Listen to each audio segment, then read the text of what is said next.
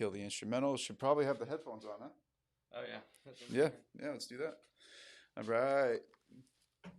Boom. Look how official this is. I can even hear my voice. That's weird. All right, everybody. Loretta, thanks for coming up. Janie, Chrissy, thanks for coming to the stage. Let's see here. Come on up. Invite everybody to come on up to the stage here. Hey, let's go. And we'll start the conversation. Appreciate a little bit of patience on me. We are simulcasting across all the different platforms, and I'm going to take some coordination to kind of get my flow on this thing. Let's see. So you can click on these and invite to stage. There we go. All right, y'all. I'm going to start inviting y'all to the stage. Okay. Thank you. Everyone, great appreciation for your patience today. All right, got the room chat. All right.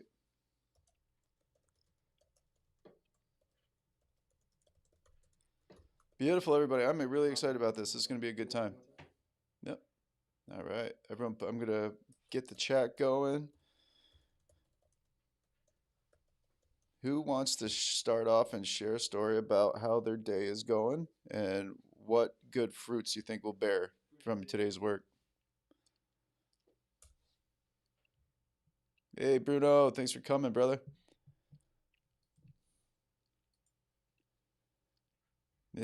Miss Janie, how you doing? Hey, what's up, brother? Hey, bro. Thanks for coming up here. Appreciate y'all. All right, so today's big day. All right, we are going to be talking about how to get to buying successful property investments. Sounds like a no-brainer, but ultimately this is the goal of every kind of real estate investment, right? You want to make sure that whatever you buy is successful.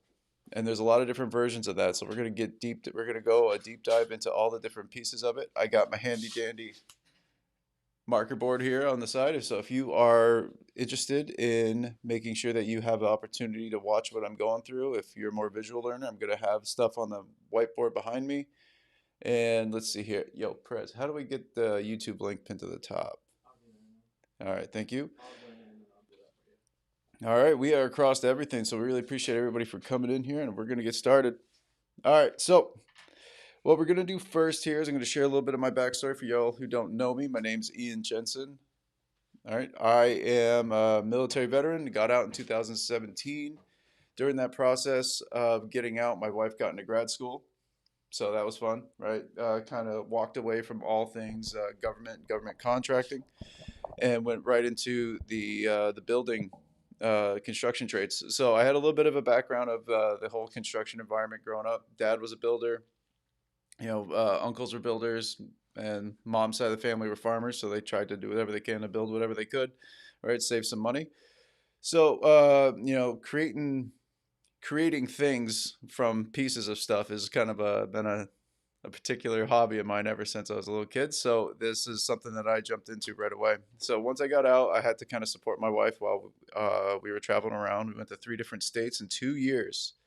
Went from California, Texas to New England to northern Georgia, and then that's when I got tied up back with this crew, and then I shipped out and came over to California once again and started everything with this business that we have now, which is I own a real estate. How do I want to say? I'm an independent contractor for a big real estate corporation, and we do a lot of different things. Some of these products you've already seen. We do a lot of education through our Win in Real Estate platform. We do real estate purchases and sales with the Liberty Group and Military Mortgage Group. And then I personally have a real estate investment portfolio that I am working on the side. I have my single family in my residence, right? I have a duplex, so there's 3, and then I have a 5-plex, so there you go. There's what does that put us up to? That puts us up to 8, and then I just teamed up with with my family, and then we bought an investment property, kind of a vacation rental in another area that we frequent. So the overall reaching goal of this whole thing was, don't let the situation of where you are right now hold you back from taking the steps and building everything together, so that way you can one day get to where you want to be. It's a big thing. So like my story I'm talking about now, it's not like I'm walking away from this and I'm just going to kind of sit back and basically chill, right? My plan is to continue this situation and take everything I've learned and then multiply it at a much higher scale. But I couldn't get to where I am without tripping over the different rocks and BS that I did at the first time. Right, so I had to make all these failures, had to meet all these people, had to learn all this information that all grows together and helps me develop the business that I have now. And the way it works now is like I pretty much have all my bills covered, my basic bills, right? I have my home and my cars paid for by my investment properties. So everything else I make all goes to the top. All right, it goes for future investments, goes for this or that, it goes for my emergency funds. So what I do is I make sure that that is all in order, and it takes a little bit of, it's not free money. So that's the one thing that a lot of people miss out on this whole thing, is that this is the real estate business is you can't forget that second part. It is still a business. All right. You have to convince somebody to give you their money on a regular basis. Otherwise, this whole system doesn't work. Because if that business is not creating income, you're still going to have your taxes, you're still going to have utilities, you're still going to have maintenance, and you're still going to have time invested into managing this thing. So no matter what, those are going to be your fixed cost in this situation. So who else is on stage with me here that can talk? I'm going to start inviting some people to come up on I can stage. talk now. Sorry about that. I wanted to Hey, say Janie. hello to you. Hey, how you doing, Ian? I'm doing well. Thanks for coming up. Good. Thanks for having me. Yeah, do you mind being my conversation partner here for a second while I kind of go over a Sure. couple different topics? All right, cool. So, um, hey, for any of y'all that are watching us here, check it out. I'm gonna write this on the board. So, Janie, can you still hear me? I got my back face to the microphone. Yes, I can hear you. All right, beautiful. What are some fixed costs when it comes to real estate ownership? Like you said, taxes, Yep. utilities, insurance. Um, there's always going to be something that needs repairs, but I guess that's not fixed. That's true. All right, what else can you think of? Just throw it out the wall. Anything that costs you money in real estate. Um, you got to have inspections. Oh, okay. So from the purchasing sales, right? We got to have inspections. All right. Yeah, but even when you own like have a rental property, and I don't know, whatever it is, so often you have to get some kind of specialized, I guess it's a state inspection, Mm-hmm. and they come through and make sure you're doing everything a landlord's supposed to be doing. So, Got it. Got it. Got it. All right. Is that piece of property for you? Is that a piece of Section 8 property? no, it's not. Yeah, they're all just regular paying tenants. All right. And what area are you in? It's in South Jersey, in Burlington County. No way. I love Jersey. That's a good spot. I got family that grew up there. They're in what is it, Middlesex County? How far away is that from you? Do you know? Yeah, that's a little ways from me. I think that's more north of me, Mm-hmm. Yeah. but I know where you mean. Yeah, it's a commuter town out of the city. Beautiful. Okay, guys. So, thank you, Miss Janie. Appreciate you chiming in with me here. And then please stay tuned. Right, we're going to talk about it more. So, the topic of today: your guide to successful property investments. All right. So, this is something that I just love doing because I'm one of those weirdos who gets more fired up about the finding a good deal than it is using whatever the heck it was that I bought. So what happens to me is like I just love kind of once I learn to certain things, then I just kind of go and I apply those different tools I learned to see kind of how it affects the environment that I'm working in. And show of hands from the people we got here across the different platforms. Um, how many of you are out there like go through Facebook Marketplace or eBay or any of those different like shop for yourself accounts? Boom, Mr. Bruno coming up here looking for the deals. I know Bruno's looking for the deal, right? Him and I got this in common. We love a good You deal. already know, bro. Right? Let's go. All right, everybody. So check this out. This is something that it was a game changer for me for what I did when I kind of started. Because what I did, if any of y'all follow us on a regular basis, our man Otis James, If you see him, check him out. Great content maker, really smart guy, all around cool dude. And what he does is he has a course that teaches you what he calls the 4 data points, right? And I'm going to touch on that to give him his props because that's the course I took before I bought my first investment property, or excuse me, my after I bought my residence, my first investment property. So here we go. I'm going to kick it on the board. Hopefully, I'm going to try to keep seeing if I can do this, like yell at the microphone and still with my head cranked looking at the board. All right, so what can you buy it for? What's it going to take to rehab? What's it going to cost to fix it up? Wow, this microphone's awesome. Picks up all the little scratches on the board. So sorry, y'all, if my audio is too good. You're hearing all the junk. All right, so buy, rehab. All right, what will it refinance for? Or excuse me, how much money will it produce? How much will it rent for? And then what is the refinanceable value of that property once everything's done? All right, so this is why this is a really great formula. All right, so if any of y'all are familiar, this is also what we talked about with the BRRRR method, right? This is just kind of the data points you got to think of when you're going through the buy, rent, rehab, refinance, repeat. All right, so what you want to do is first things first. Is I look at this from the perspective of management. If I find something that's like a really great deal, but it's in the middle of nowhere and I have no access and I have no assistance there, I have no context there, I have no interest in the market, I have no information about the logistics of managing a property there. I don't have any idea about the weather, the people, whatever. If it's just like something popped up on my board saying, hey, this place in this random location can give you a 10% return. You got to look at it for your perspective because it's not just about what it can make you. It's all about like how much this is going to change your investment strategy as a whole, because not every great investment could result in a profitable scenario once it's all hashed out. All right, so what I mean by that, you have to look at more things than just the money and just what it's going to be worth when you're done. All right, but we'll get into that. We'll get into that more. That comes in kind of the minutia of when it comes to selecting your property. But this is what you do. You got to find something that is within your budget. All right, you got to identify your budget and find out what it is, so that way you can buy the darn thing. And this is a really deep concept, and we can go into all the different versions of how we can make that happen. Right? There's cash, there's loans, there's other people's money. There's a million different ways you can do that. And for instructional purposes, I'm going to stick with let's say, between 1 to 4, right, on the lower end of. We're going to talk about commercial today. That's not so much what our specialty is, so we'll stick with residential side. All right, so how do you buy this property? You got to go into this thing. Okay, I have some money saved up. I'm going to buy it cash. Or, I have some room in my budget. My total bills are $10, but I make $1,000.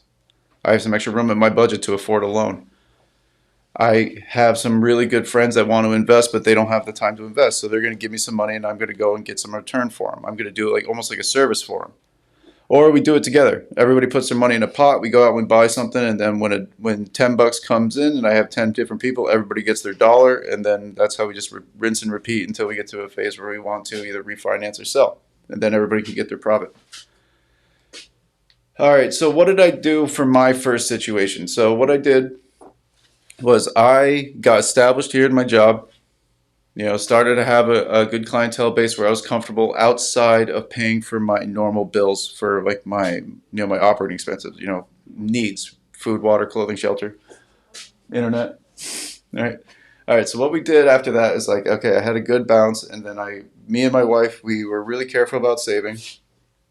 And like, for instance, Chick-fil-A was a date night. All right. It was a good time. But what we did is we just made sure we had a really, really affordable budget, and we put some money aside. So in our situation, we had about $50K cash. All right, so this is not the only way of doing it. This is the way I did it. And looking back on it, I don't know if I would do it the same way considering where I was at the time, but we'll talk about this later. So this was in 2021. All right, 2021, end of the year, like December. bought a 50K investment property, and here's how I decided that this was a good deal. All right, here we go. This is the most satisfying part of the whole deal. Watch out. Get out of here. All right. Okay, so this is the numbers. Who's looking at the board here? Beautiful. All right, so what I did, I established a $50,000 purchase price. Beautiful. Here we go. Thank you, sir, for monitoring the camera. All right, here we go. You can see on my calculator at the same time. $50,000 purchase price. All right, this was a duplex, so 2 units. All right, I knew that this property was distressed, but we'll get to that. We'll get to that point in a minute. I'm talking about just without any sort of renovations or complexities or added value. Like, may I what ask does you a this look question, for right Ian? now? Yeah, please go for it. What part of the country were you in? Oh, For that's my 50K? that's my honey hole. No, top secret. Ah, okay. No, it was in a rural area. There's these places like this exist all over the place. Like rural areas, you know, that are kind of on the outskirts of a larger city is kind of what I always agree to. You know, if you got a major city and you're like 2 hours away from it, usually it's some pretty rural area, depending on the state. Obviously, some are greater than others. And then from that point, you know, you just decide whether or not it's like enough. If there's too much work involved for it to make the money, because think about it, if you get 10, say this property gets you 10 grand a year profit, but you have to spend 50 hours a week managing this thing. You know, the work exchange to your income is not really worth it, right? So you need to make sure that you have something that is going to be somewhat on autopilot once you get to it, depending on your investment, your entry point as an investor. If you're entering it as in like, my goal to make money of this property is to rehab it and sell it, that's a different perspective. If you're going into it to buy it as an, okay, I'm going to buy this thing, I'm not going to do anything, the tenants are just going to change the bank account that they transfer their money into every month. Yeah, you'll make less, but it's completely on autopilot. Hey, Jacob, sorry you got your hand raised. What can I do for you?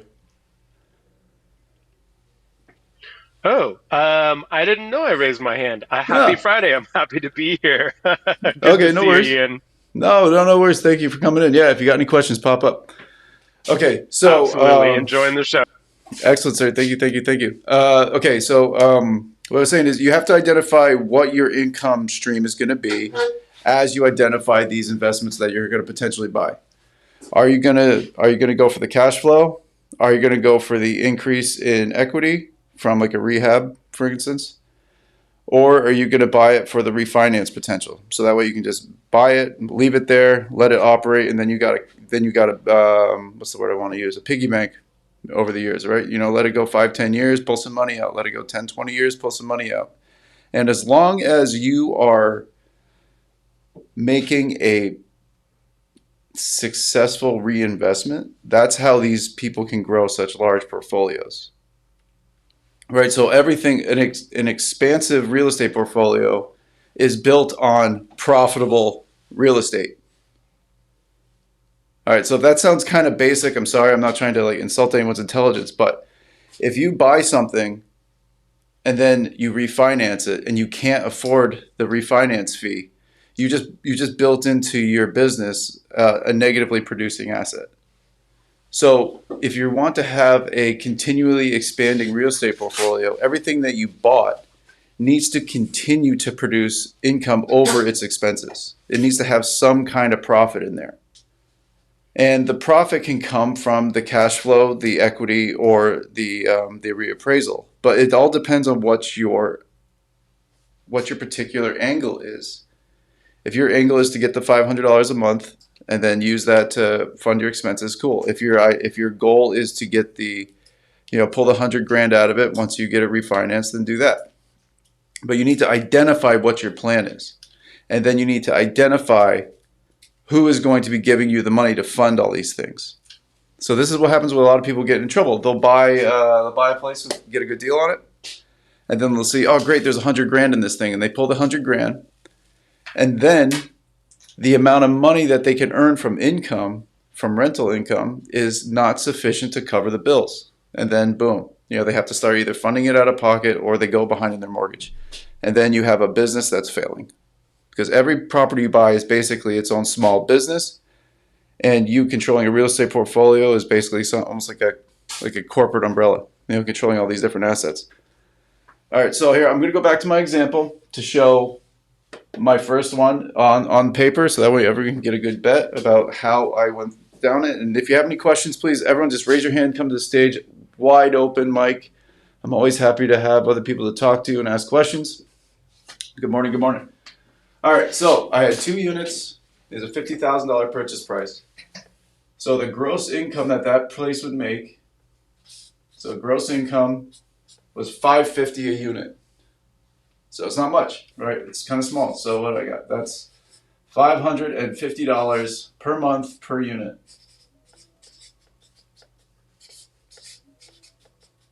All right, so there you go. Gross income, $1,100. Everybody follow me there? All right, so show of hands on stage. Easy question. What's the difference between gross income and net income?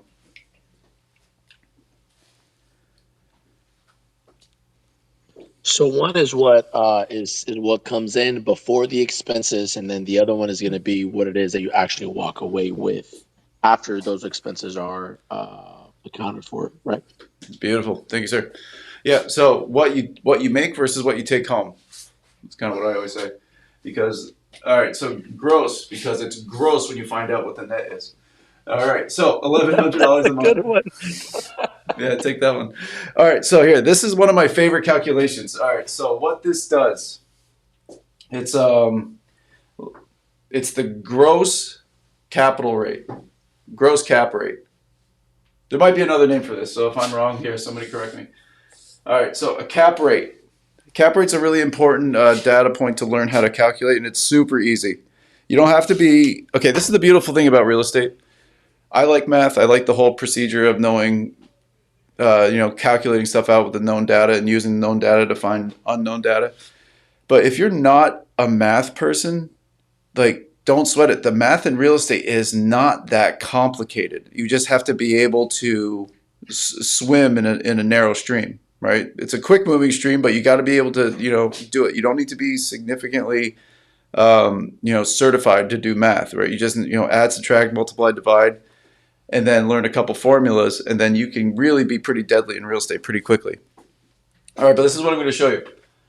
Gross cap rate. Cap rate is the amount of income that the asset generates divided by the value of that asset.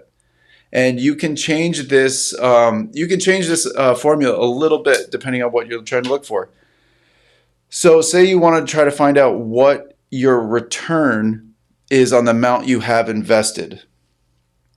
All right, so this is a different example, right? So say, for example, a property I have, say it's $500,000 in value, but I only have $100,000 invested in it. Is everyone tracking right? This property is worth $500,000, but me personally, the amount of money I have invested out of my assets is only $100,000 for the down payment.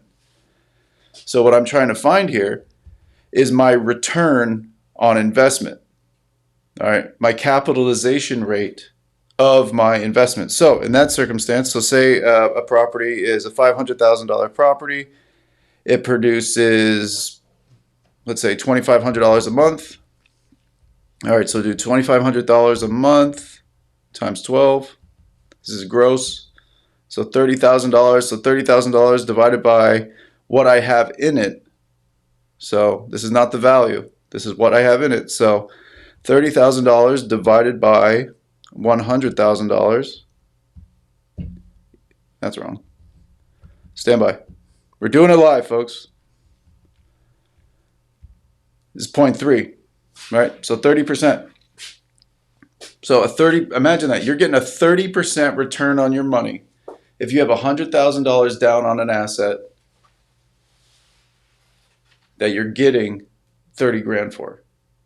So this is a big ticket. A lot of people get this screwed up because they always compare it next to the gross value of it, and that's really not sometimes the data point you're looking for, because you want to know like what your money is performing as.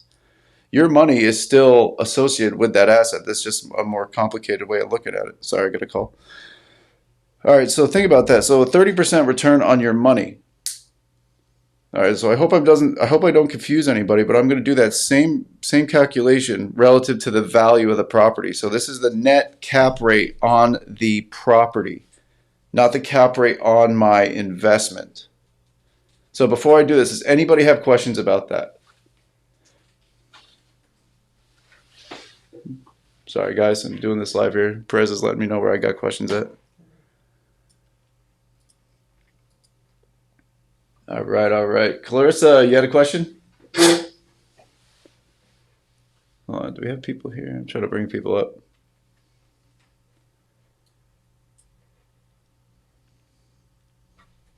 Yo, am I missing people that are got their hands raised?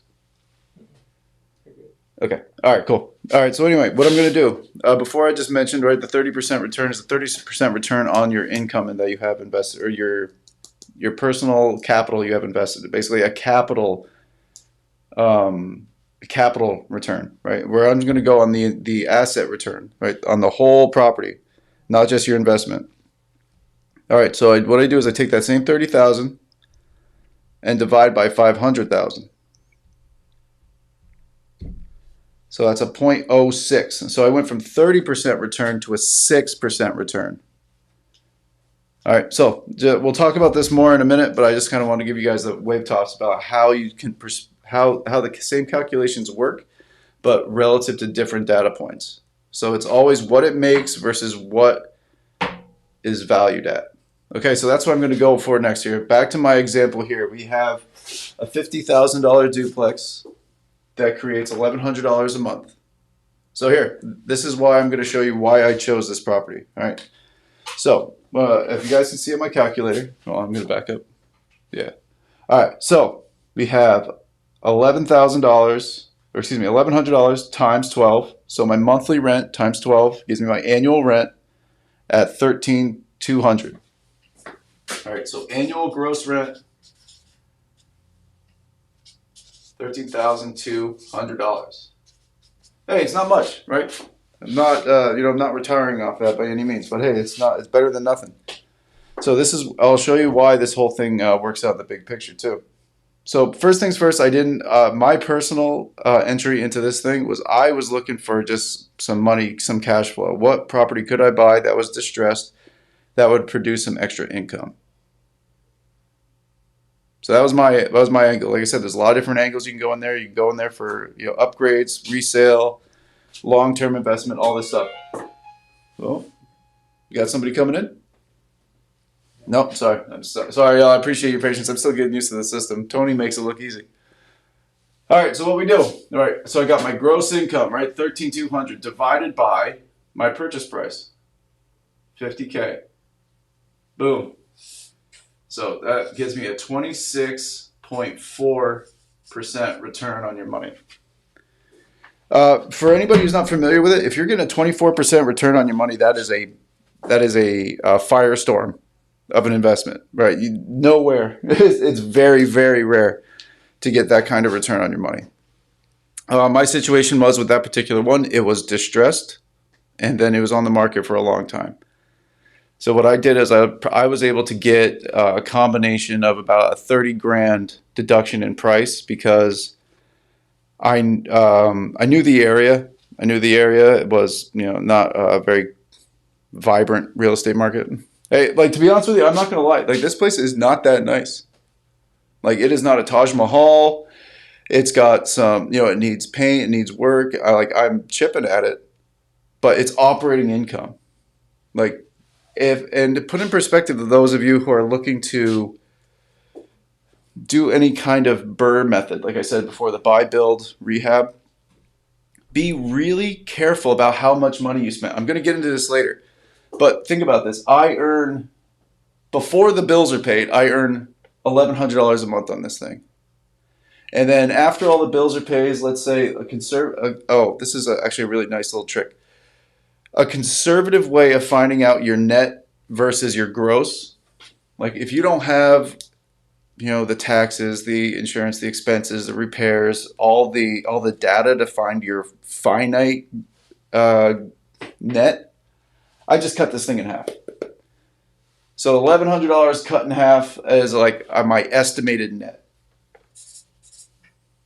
at 550. All right, so don't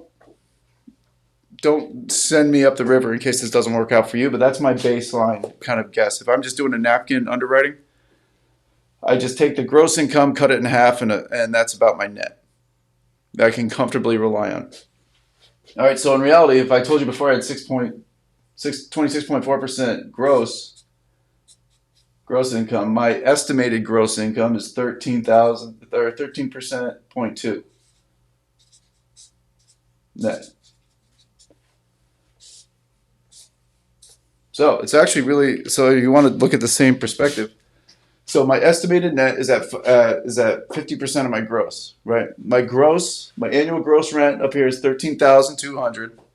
So my estimated net would be 6,000. Hold on, stand by. My math isn't that good. So 13,200 divided by 2, 6,600 is my net. My net investment on that property. So it's not a major payoff. It's really not. But the thing is, the story I really like to tell people is that this is my first step. You know, your first step isn't always going to be a home run. You're not going to retire off your first deal, chances are. So what I want to show you guys is that don't hold yourself back from making any move at all just because it's not a huge move. Granted, like these are not major numbers. Like a $50,000 purchase price, you know, you're netting $500 a month. Like this isn't like stuff that's going to get me published in any kind of magazine. But what it did though is, this is the cool thing and what I want to show you. Is like, so say we go back to the situation, right? I had it paid off because I paid cash, so I don't have any financing fees. But what it did, it was giving me $1,100 a month. All right, and anybody here wants to guess, like, what's about the going rate for borrowing money right now for every 100,000?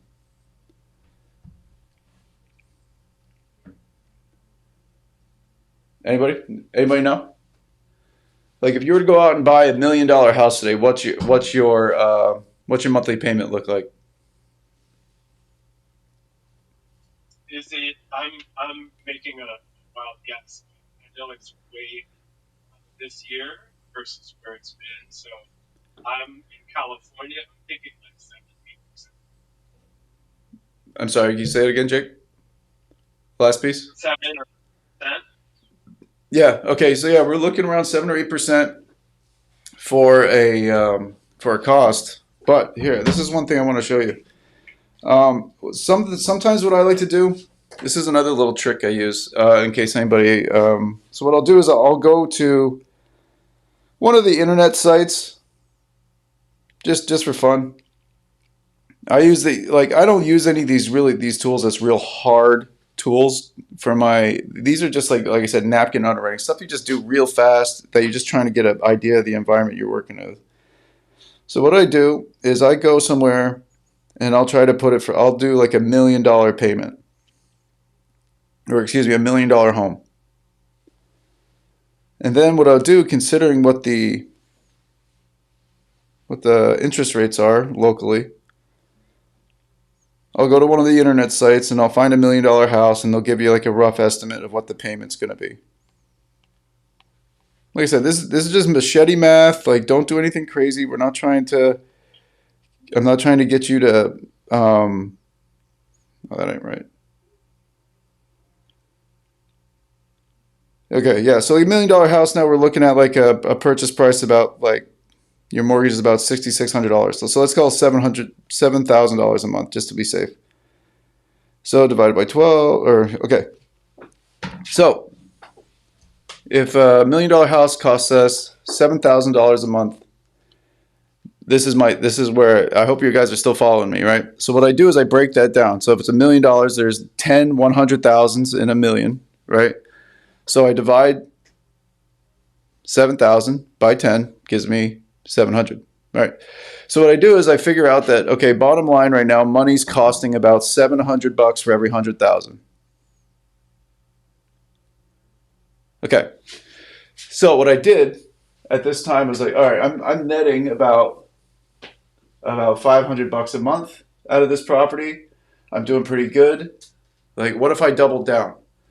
So in the same area, so this is one of the things I was talking about earlier, is that you have to know it helps. You don't have to. You don't have to. It really, really, really, really, really, really, really, really helps if you know the area that you're buying. It helps to know what kind of jobs are in the area, what kind of vacancy rate you're going to receive, what kind of environmental problems you're going to have. Like if it's in a place where it's snowy, are you going to have snow removal involved into your bottom line? Are you going to have extra insurance because what if grandma falls and cracks her hip on the sidewalk? All these different little factors. It really, really helps so that way you kind of know what you're up against, so you have fewer and fewer surprises.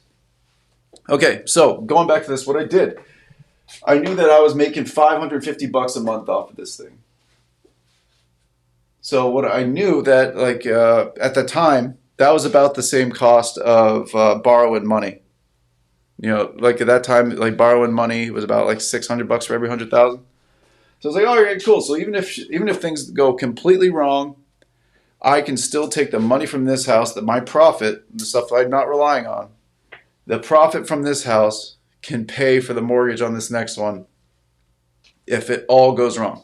So what I'm doing is like, what am I doing there? I'm protecting my portfolio, and I'm building in redundancy to make sure that this whole boat doesn't just flip over, or I'm not over leveraged on something where all of a sudden now I have to pay money out of my personal capital into my businesses. I don't want to capitally invest in my company. I want my company to grow and then fund itself. So that way it's less accounting, and it just shows that what you bought is working. All right. So what I did is I had $550 extra income, and I bought a $100,000 fiveplex. $100,000 fiveplex. Easy day. So now what happened is within 6 months, I did these pretty close together because I saw this one going and I just kept doing the same math, and I found out this one. I'll show you my profit function on this one too. This one was stupid. And it's a huge, but no, God, long story on this one. Any of my friends out there know about my investment, the property that I'm going through construction right now? It's absolutely miserable. Yeah, buddy. It's absolutely miserable, and I am learning so much. It's amazing. Yeah. Okay. So, but long story short, I still got the investment, right? So, before I stupidly decided that I wanted to renovate this entire damn project at one time, don't do that. Little steps. Ask me how I know. All right, so what I did is I took the income from the first one, used it as my cash cow to fund the second one. So right here, check this out. In 6 months, I went from having one property to 8. This situation can go fast once you start kind of realizing the opportunity you have together. And to make things even better, this property right here, both of these properties right here had significant ability to increase value from renovation. That's how I got wrapped up in trouble over here. Miserable. All right, so what happened? This one, I bought at the 50, right? It was distressed, but I knew that after... Oh, this is the cool thing. Oh my God, I'm sorry. If this sounds like I'm bragging, I'm sorry, but it just goes to show like what can really happen for you. Is the day I closed on this property, I found out that property is really worth almost 100. So I walked into it with 50 grand right off the bat. Basically got that property for free just by finding something that was a need. You know, somebody needed the money and I needed the property, and it all worked out. So, You need, fill a need. yeah, absolutely. So what happened here, I'm going to go over the same math all over again. Right here, I had 5 units. I was going to do easy math, say it was $600 a unit. All right, so what does that put me at? $3 grand a month. $3 grand a month gross, right? Gross income, gross rental income. So I bet there's some like economy professors out there who are, having kittens because I'm using the terrible words for it. So just I hope I'm not doing everything wrong. All right, so check this out. So $600 a unit times 5 gives me $3,000 a month or $3,000 every month times 12. Boom, gross income. We got 36 grand a year. All right, easy day, right? 36 grand a year sounds awesome. All right, show of hands. What was my napkin underwriting way of finding out the difference between your gross and your net income on a property? Come on now, who's got it? Who's paying attention? Was that where you're talking about the gross and net? Yeah. Well, what's my napkin underwriting way of getting it from my gross to my net income on rental income really fast? Oh shit, man, I wasn't listening. Sorry. Shame. Okay, no, you cut it in half. Was Who- it half? Jacob got it. Whoa, who said it? Who said it? You get a gold star. It was Jacob, I think. But if the answer was right, Jacob, I'm gonna go ahead and take credit for that and say that I said it. Brilliant. Sorry, Bruno. The YouTube is at a than the Clubhouse, and I'm on both. So that's all you. Okay, good deal. All right, cool. Check this out. All right, so what I told you guys is what my basic little function is I just cut it in half. So if my gross is 36, that means my net is 18. 18K. All right, cool. So if those of you who are fantastic at math will tell me, what is $18,000 divided by $100,000?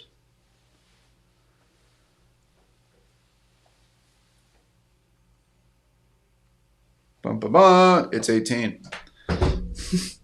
Really difficult one. All right, y'all. So check that out. 18%. 18% return.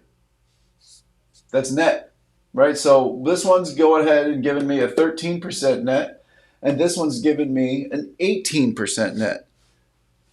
And this is why I stuck with. This is why I got started and am stuck with real estate.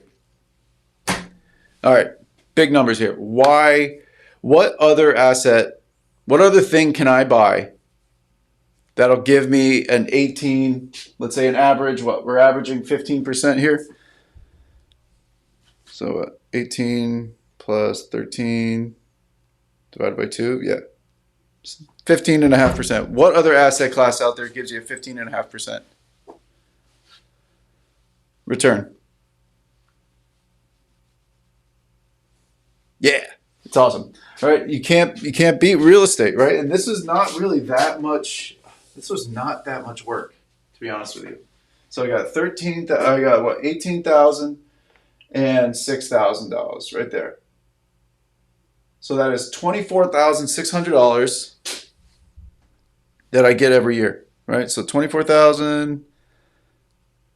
We'll just think about this because I like to do this also, so it kind of reminds me of what I would be making as if I was working an hourly job. So what I try to think about is like, okay, so this thing made me 26 grand a year divided by, let's say 52. Yeah, that made me $473 a week. So let's say divide by 20, 23. So yeah, that is a part-time job. So before I talk about any of these other really cool things I'm about to go into, that why real estate is another asset that saves you money, that situation right there, according to my calculation, just made me, if I had a $20 an hour job and I worked 23.6 hours a week, that's how much that these pieces of real estate gave me, and that's only the cash flow. So I can't retire on that money, no, for sure, but it's a drop in the bucket that starts to catch up over time. Because think about this: if I do this for 4 years, that's 100 grand. 100 grand in any kind of other asset class. Let's say I just take this 100 grand and fund my pensions. something that we talk about on the Veteran Wealth Formula. 5 Pillars of Generational Wealth. Make sure you stay tuned. Great class. We're going to be giving it next month, so stay tuned. So even if I took that 24 grand a year and put it into some sort of, where's that? You know, I'm going to do it on my phone since I don't have it in front of me. Check this out. This is stupid. Actually, who wants to do this with me? Can somebody else play along here? Oh, yeah, definitely. Mr. Santos? I'm going there. I'm just talking about cash flow right now. We just wait. This is going to be nuts. All right, so Bruno, are you there? Mr. Jacob, are you there? Anybody who wants to play along here? Yeah, I I'm with appreciate it. you. I'm with you. Let's do it. All right, I'm going to try to pin a link to the top, and then we can all do this together. It's called the Compound Interest Calculator. This thing is a financial tool. It's a .gov. Oh, where can I put the damn thing? Hey, you here? Sorry, guys. I appreciate all the patience here. I'm just trying to make sure. I'll pull that up too. I've used that many times. The Compound Interest Calculator.gov. Or was it finance? Investor.gov. That's it. So go to investor.gov. I'll put it in the chat here in just a second once I kind of get my bearings. Compound interest calculator. Beautiful. Got it. Okay. These mics are so good. I can like hear myself breathing. So I'm really sorry, guys, if you think I'm just a mouth breather. All right. See. All right. Look, it's in the chat. Wait, that's on the YouTube chat, isn't it? Yeah, I got it right here. Beautiful. All right, it's coming in the Clubhouse chat here shortly, hopefully. Bam, right there, coming up. All right, so Jake, are you there? Or Bruno, are you there? Yeah, man. I'm tapping. I'm Yep, to go yep. drop a little bit. I'll be right back, bro. Okay, it's cool. I'm I here, think I'm here. Jake's there. All right, Jake, cool, man. Thank you so much. All right, so these are the numbers I want you to put in when you're ready. All right, so I hope y'all are here to follow along. This is a really great tool, by the way. I would save this link because there's other calculators on this thing too. It can help you calculate a mortgage. It can help you calculate savings, all these other different opportunities. It's a great tool. All right, so initial investment right here. What I'm going to do, the top category. Are you still with me, Jake? Yep. Beautiful. All right, cool. So in the top category, like I said, my gross income for these two properties, net. My net income for these whole properties is $24,000. So my first year, that's what I'm going to put it in there. Monthly contribution after that. What did we say? So was it 550 plus 3? So 3550. So monthly contribution 3550. Oops. All right, length of time in years. So hypothetically, like for those of you who are just chiming in, I'm gonna give my internet announcement right now. My wife is expecting a baby, so I'm gonna use this little light of mine as my investment strategy right here. So length of time in years. Let's say Junior is gonna hold on to this boy until he's 18 years old and he's gonna go to college. I'm gonna use this house, these two properties, to fund for my child's college. Estimated interest rate. So over the past, was it 20 years? I think I looked up last. Somebody correct me if I'm wrong, but I looked at like kind of an average conservative rate for the S&P was about like 8%, right? So I'm going to go 8%. It was higher than that actually, but I'm just going to go there. Interest rate variance range, we're not going to go crazy with that. I'm just going to put 0 and compound frequency annually. All right, so check this out, y'all. I'm going to say my initial investment is my first year. Actually, you know what? Let's take that out. We'll start with 0. We'll start with the first month. Say my initial investment is $2,400. Oh wait, no, hold on, excuse me. I'm just going to take my first month, put it in there, and that's going to be my initial investment. And then every month after that, I'm going to take my profit, my $3,550, and contribute it to this fund for 18 years. All right, and calculate. Are you still with me, Jake? What was the compound frequency annually? What's the last number? Compound frequency annually. Yep. Yep, and interest rate variance range 0. We're not going to go on the interest rate variance range. What that does is it calculates a swing, where if you want to calculate, if it had a sustained rate of 10 or if it has a sustained rate of -2, depending on what you want to go for. But we're not doing that. We're just going to do average over time if you have an estimated interest rate of 8% for 18 years with a $3,500 investment with a 35. Wow. Yeah. All right. So what number do you have? 1.691 milli. Yeah. Okay. Nice. Yeah. All right. So That with, yeah. and looking at the chart, I love it. Up and to the right. Yes. Yeah. It's, So this is what I'm trying to say here by it's not just about the real estate. It's what you do with the real estate also. So the real estate itself will make this money. So what happened here? That 1.6 million that he's talking about, that is just taking the profit from the real estate and then reinvesting it into a interest-bearing savings account, interest-bearing S&P. You know what I mean? Basically, like an IRA or some sort of brokerage account. Nothing fancy. Put the money in there. Don't touch it for 20 years. I'll have, let's see, of actual contributions after 20 years, or excuse me, after 20 years, my actual contributions are like 770 grand, whereas my value of my contributions is 1.6, so almost $1 million more than what it's worth. It's pretty neat. All right, so this is the cool thing about this. So this is only the step one. So like I told you, this can grow legs really, really fast. So what happened here is now we have 1.6. We have 1.6 million. Fast forward 20 years.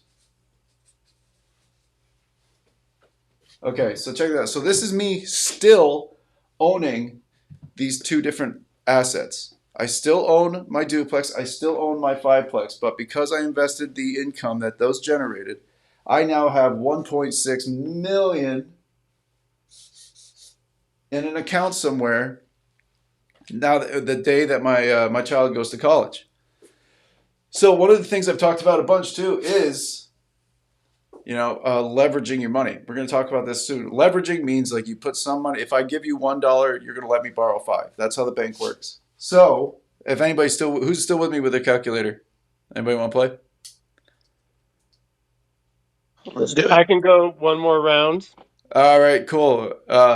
Do 1.6 million times 5.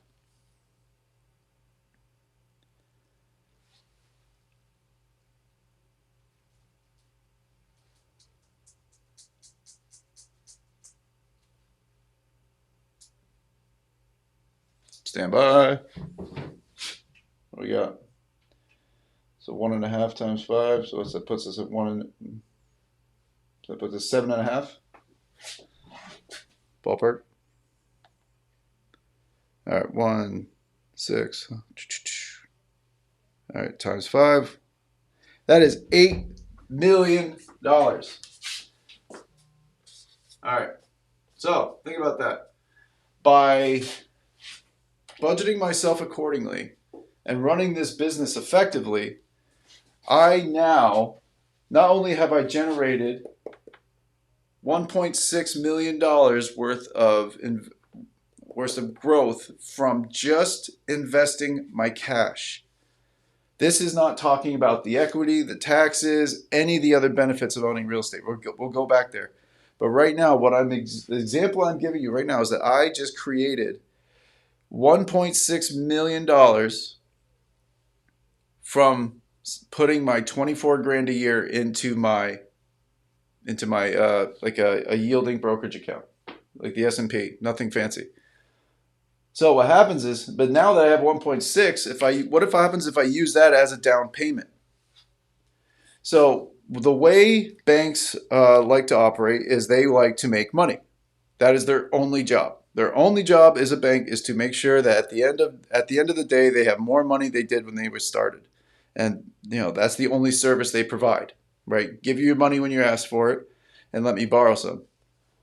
So what happens here is like they want to protect their own interest because their job is to not lose money. So what they do is they make sure you have something that's called collateral. And one of the forms of collateral they use is just cash, right? Cash down payment. Like if you want to borrow 5, I got to give you 1. Right? That's how they protect their losses. So it works on the other hand too. If you want to borrow more than you have, you just have to give them whatever you have, and they'll let you borrow 5, right? So if I have 1.6, and I use 1.6 as a down payment, I take my 1.6, I cash out that brokerage account. I take my 1.6 and go to the bank and say, hey, here's 1.6. Let me borrow 8. And they'll be like, cool. What are you going to do? I'm like, oh, I'm going to go buy a piece of real estate. And they're like, oh, even better.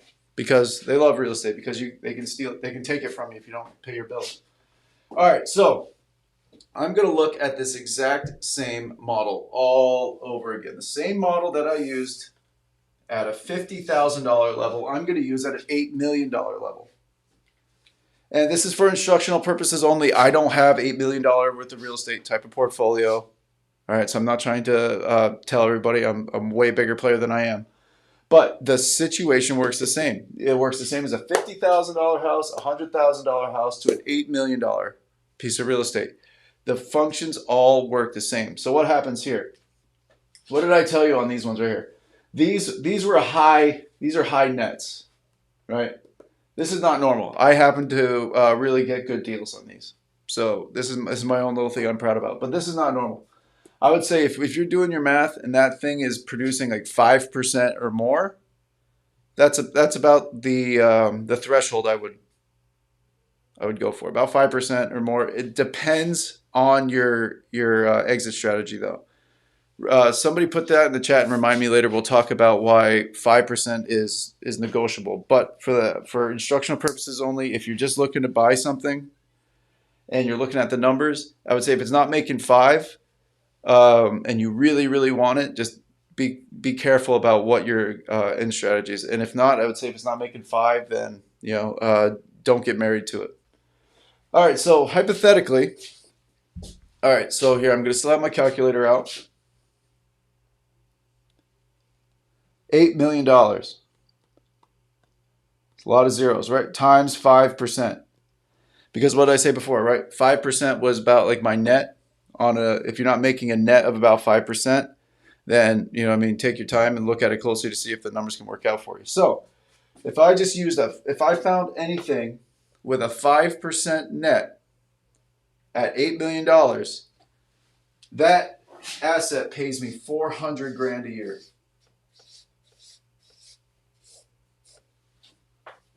That's fantastic. Yep. So who out there can live off of $400,000 a year, right? So like, this is what I'm saying here is that all like these are not very complex steps. These are like 2 small purchases that were sustainable and effective and profitable.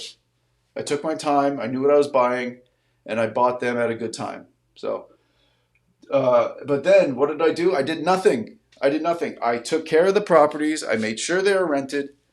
And then I did not take equity out, any of this trash, right? And just for 20 years of just letting something be stabilized, I was able to create an opportunity for myself to earn $400,000 a year. So with 3 different properties, I have enough to retire because I'm 36 right now. So give myself 20 years, I'll be 56. Boom, just walk away, chilling. And the thing is too, like we're not even talking about the golden goose yet. But okay, for instance, who wants me to go over that a little bit more here? I'm going to try to watch the chat and see how I can gross this up to give anybody more information. Any questions in the chat? Any questions in the audience? I'm just Man, you're rocking it. All right, Absolutely. guys. So this is cool, right? So what I'm going to do is I'm going to transfer a couple of these numbers over, and then I'm going to go on about the golden goose a little bit more. This is great. I need some like background music so I don't have to get all these. Whoa, check this. Wow, this seems like a Post-it. That's awesome. All right, that's cool. That's going right there. You got the good one. I tell you what, folks, we got the best team in the world. Mr. Anthony Perez, with his fantastic knowledge of camera gear and equipment. This is amazing. Okay. Hey, Ian, real quick. What you got? On YouTube, it's happening again at this moment and happened before. It says the Elgato is no signal. So I don't know, just to let you know that maybe it was kind of buffering out a few times, but just to let you know. Okay. Back We're over good? to you. Thanks, brother. Appreciate you looking out. All right, guys. So here we go. I'm going to talk about the golden goose. Golden goose. Depreciation.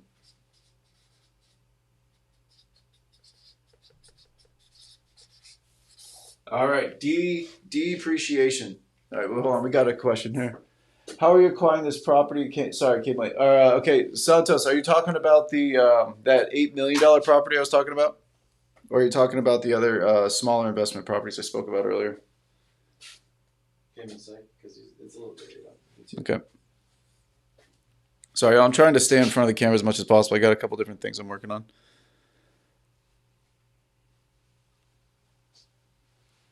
All right, we're good. So, Mr. Santos, either come up to the stage or throw your third comment back in the chat, and I'll keep an eye out for it. Okay, sir? Thank you.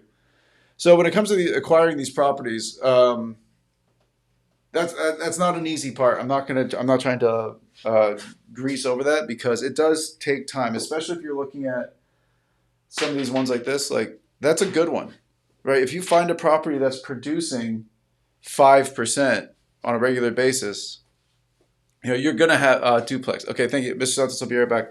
So let's not be on it. Let's not be misleading here. Like if you find it's like any good quality asset. If you find something good, there's going to be competition with it. So your ability to find these things more efficiently, and how to set up the deal and how to doing all these other, I would say, more sophisticated functions of the real estate process is part of learning the trade. Okay, so I'm not trying to make this sound overly easy, but it's not that hard. When it comes to when it came to finding that duplex, that one, to be honest with you, I really don't deserve that much credit for that one. Granted, it worked out because what I did is I knew an area. It was an area where I spent a lot of time and I knew the environment. And I was just on Zillow, and I saw one, and I was like, to be honest, it was actually listed for 80 grand. And I looked at it, I did the inspection, and I offered him. I was like, hey, I'll give you a cash offer, but I need 30 grand off because the place was in such hard condition. And it was. The place was on the rough condition. But the family that was living there, actually was even make things even better. One side was the mother, the one side was the daughter and her families. They each had their own families. The daughter had 3 children, and the mother had, it was, I think, her husband's grandchild that lived with them. So I have one family in 2 units. I only got to contact one person. They're both overwhelmingly grateful to be able to stay in a place that is affordable rent, because I could have raised the rent, but I didn't, because I knew that they were there, they were paying, and they'd probably stay there longer sustainably if they had something that they can afford. So what I'm doing is I'm just doing little stuff to fix things up, but I'm pretty much keeping the rent the same because it's ultra reliable and less time capital I have to spend on it. But yeah, that's all I did is I found something on Zillow. I ran the numbers. So even at 80 grand, I think I was netting closer to 10, which is still a high net, to be honest with you. So I was like, oh, whatever, this is good. So then I just went in there and I tried to, negotiate as strong of a deal as I could possibly manage, and it settled down to be the 50, and then we ran it. Okay, so depreciation. Back to depreciation. So this is something that saves you money on your taxes. Taxes. One of the biggest expenses you're going to have. All right, so what depreciation is, it's an expense. All right, so somebody define expense for me. What is an expense in a business? Marketing, advertising, Boom. normal operating costs. Yeah, boom, you nailed it. Cost, like something you have to spend. So I like to use the example of a trucking company, right? If I have a trucking company and I have to spend 20 grand on gas, like that 20 grand has to come out of my checkbook in order for me to get that expense written off from my taxes. So what happens here is with depreciation, you do not have to spend the money that you get the credit for. All right. And I'll show you what's going on here. So What happens is it will take a $500,000 piece of real estate, and this is residential. There's two different schedules for they're called depreciation schedules. All right. So what a depreciation schedule lays out is the IRS deems that a piece of real estate, the value of the structure, not the land, but the structure, the value of that structure will deplete to zero over an extended period of time. All right. So if I have a piece of real estate and I don't touch that thing, whereas any kind of remodeling or painting or upkeep or anything, if I do not do anything to ensure the livelihood of that structure's value will be zero in 27 and a half years. All right. So what they do is they say if that house is going to be worth zero in 27 and a half years, then we're going to give you that expense every single year. So they'll take say the structure is worth $500,000 and divided by 27.5. So what that does, so say we got $500,000 divided by 27.5 equals $18,181 a year. So that is an $18,000 tax expense to my bottom line every single year for 27 and a half years. And why this is so cool, though, this is what I'm saying, is that I got to write off an $18,000 expense. Can y'all see that? Yes, sorry. I got an $18,000 expense that I had to pay $0 for.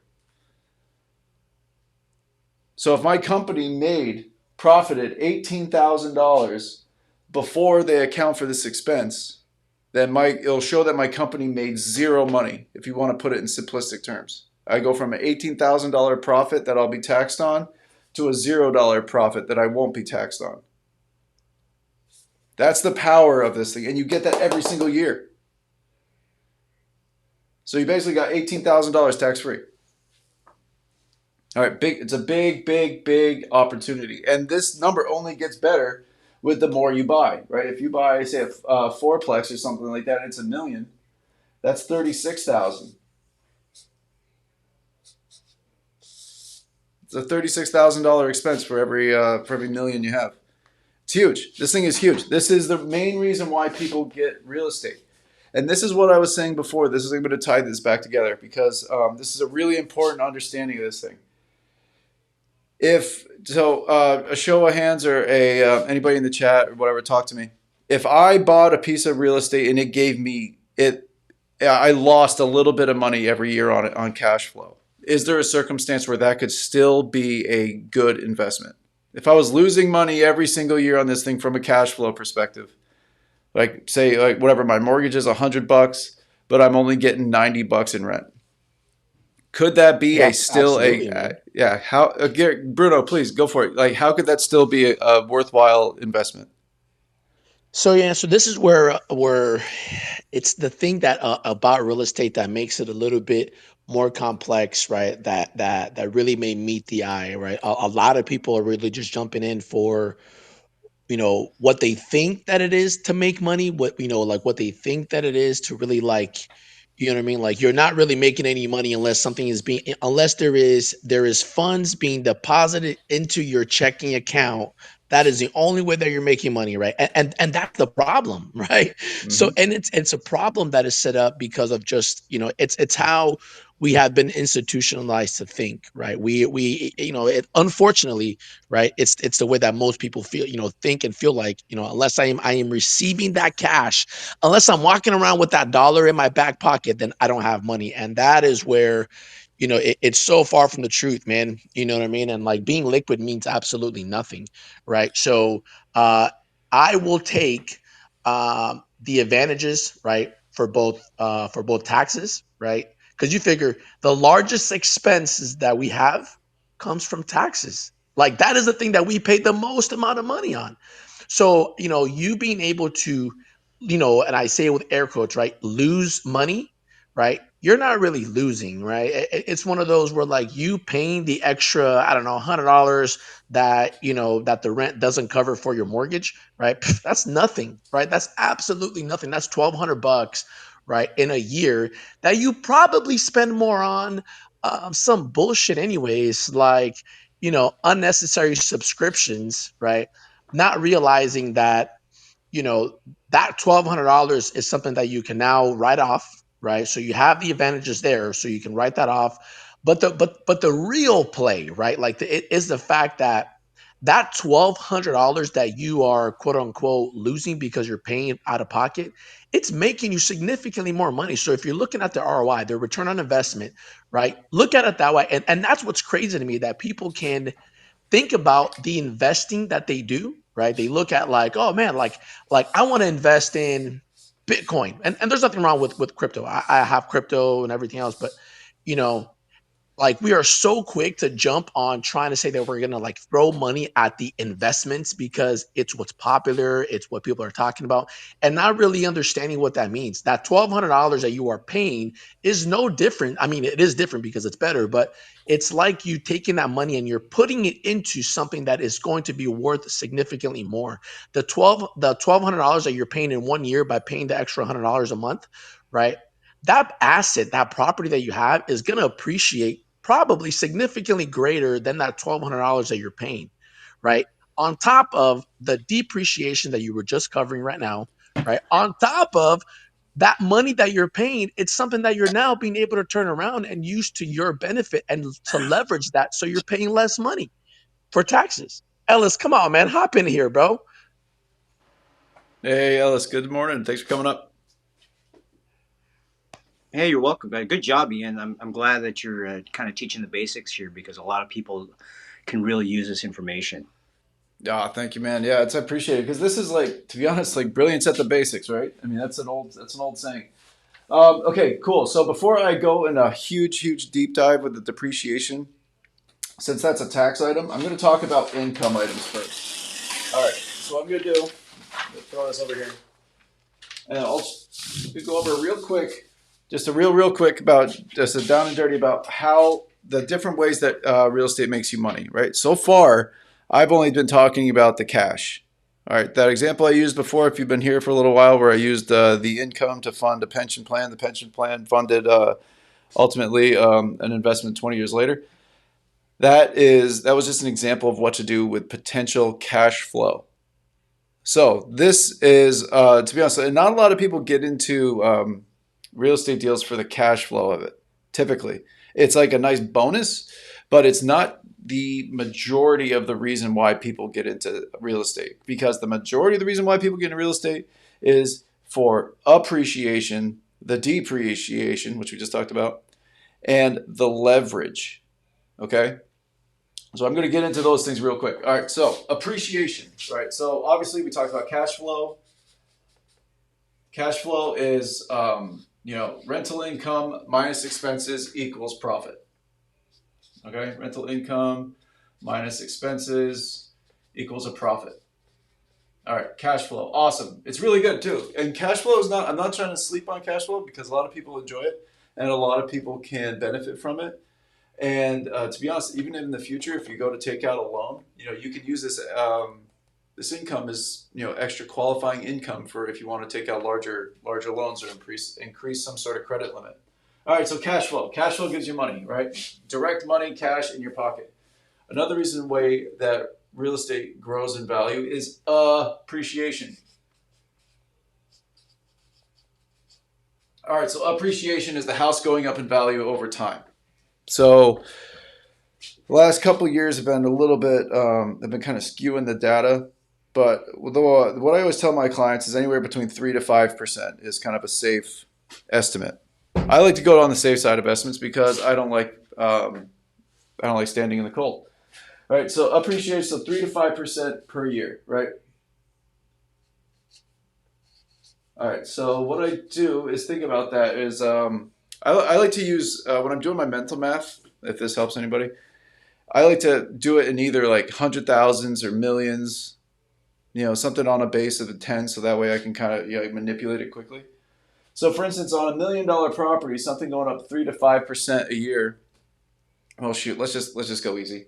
On a $100,000 property, a 5% increase in value would be the first year was 100,000, and the next year it'd be worth 105,000.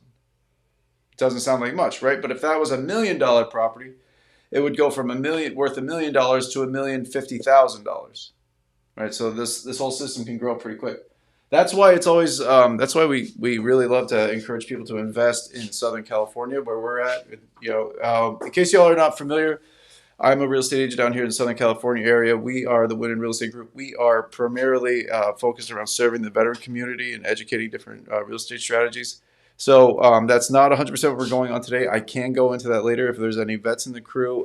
Just so as a show of hands, put a 1 in the chat if you are a veteran or a service member and you want to learn how we could use the VA loan to modify and take advantage of these concepts I'm talking about.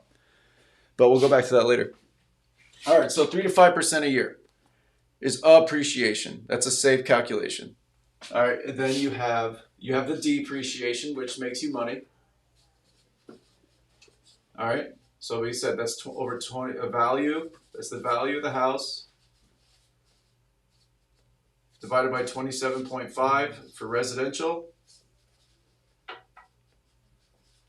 and it's over 39 years if it's commercial. All right, good to know. Okay, so appreciation, depreciation, and then leverage.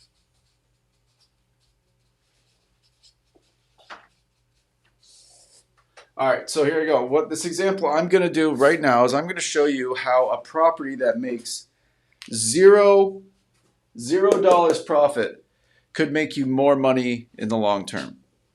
All right, so how could just an underperforming asset give you the opportunity to grow your portfolio?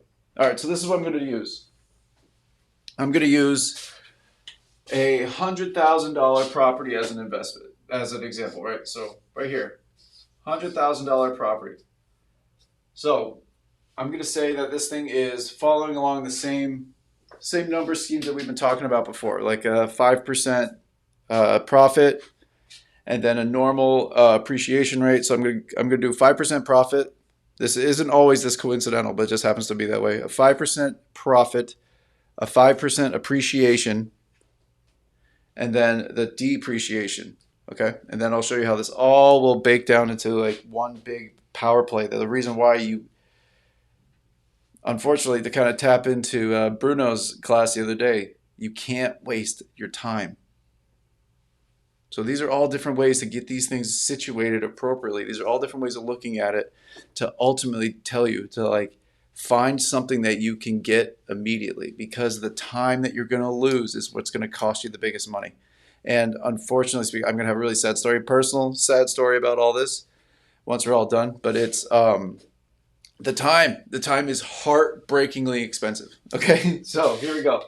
All right, so a $100,000 property, and with, what did I say? A 5% net profit on cash flow, right? So that's gonna, easy math, that's gonna give me $5K a year. All right, so appreciation. That house is gonna go up at that $100,000. I hope this isn't confusing people because the numbers are similar. It's gonna go up 5% in value. So what happens that first year, I made $5,000 in cash after the bills are paid, that's net. And then I'm gonna make $5,000 in appreciation. So boom, that first year, my property already made me 10 grand. All right, so depreciation. What did I say? Who wants to go? Anybody says so? $100,000 divided by 27.5, $3,636. So taxes, depreciation.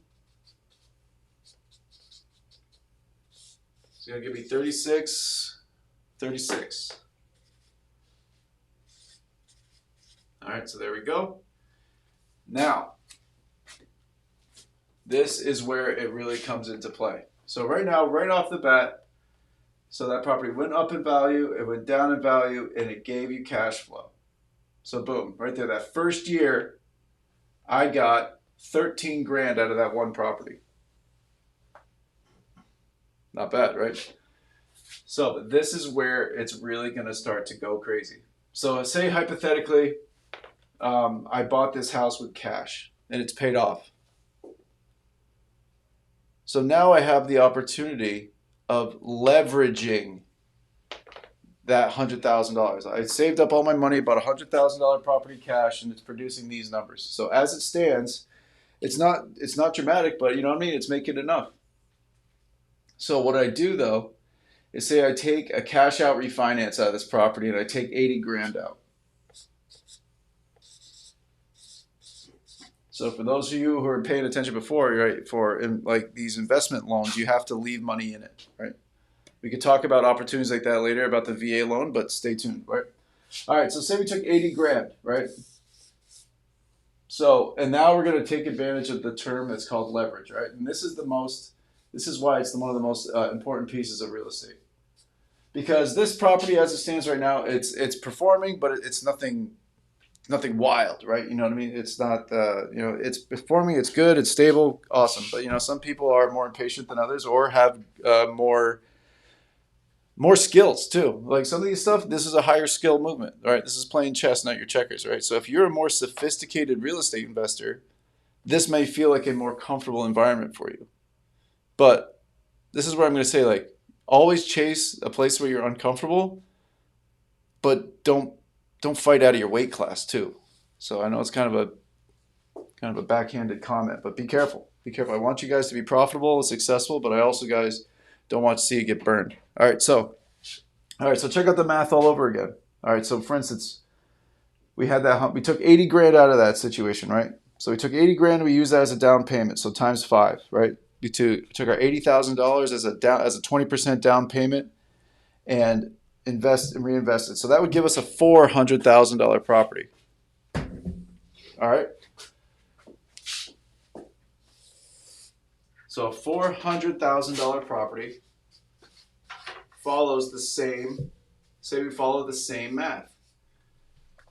All right. So it's just everything here is just times 5, right? So instead of 400,000, so 5% on 400,000 is 20,000. 5% on 400,000 for appreciation is another 20,000. All right, and you get your tax depreciation of what's 36 times 5. 18 grand. That ain't right.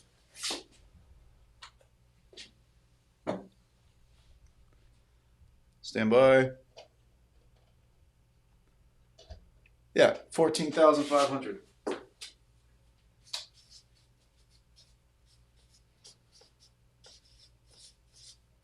All right, guys. So, y'all, in case you weren't tracking this, these are my net numbers. If I still gained a 5% profit on a $400,000 unit, I'm making 20 grand. My property is going up in value, 20 grand, and then I still had another $14,000 tax deduction. So think about it this way. So this is the ultimate landing where I'm going with this thing. This $100,000 investment is a good investment. It's totally safe. It's operating. It's awesome. All right. But if you leverage that situation, right? What did we get right here? We got 40 plus 55,000. So we went from making. Oh shoot! Somebody got a call coming in. Who is this? Nope. All right. So we went from making 13,000 to making 50,000, 55,000. So this is what I'm trying to get at, is even if this situation is making you zero money. So this thing is 100% paying for itself, right? It costs you $1, you spend $1. But just by the nature of owning it and maximizing the opportunity of leverage, you get to have a much greater bottom line by having a larger investment. So that's why some of these big players, like, it's all on debt and they're going as big as possible, is because at the bottom line, after all the bills are paid, after all the nonsense is shaked out, right? The doorknobs are replaced, the heat's been paid for, you know, you've collected all your rent. If it's $1 million building and you're making 5%, then you're still making 5,000. You know, you're making $50,000 a year. It's killer, right? So that's kind of where I'm getting at. And so that's also too why these things, why you want to kind of find out what is your break even point. Because even if let's do it on the smaller side here. Where did my marker go? All right. So say at the bottom, say we buy say tomorrow we're going to buy a $5 million building. Big money. Big money. We're all in. Biggest investment we've ever made. But it follows the same exact timeline, so much bigger risk, and then we're going to do an example of a much lower rate of return. And we're going to keep everything else the same. I'm going to say that depreciation, we're going to do it on the low side. Appreciation. I'm going to say it's a rough year. We're only going to go up 3%. All right, and our cap rate. We're like we really risked it all for this one. We saw some sort of financial future for this thing, so we did this thing off a very low cap rate. We're going to say that we're only going to make 1%. 1% cash on this thing, and everything else is going to stay the same. So if that's the situation, I'm going to show you why, even going on a bigger one, how this could still be a more profitable example for you guys. All right, so 3% on 100 on 5 million. So take 2 zeros off. That's 50,000. So it's 150,000. 150,000 cash profit. Cash flow net. Not bad, right?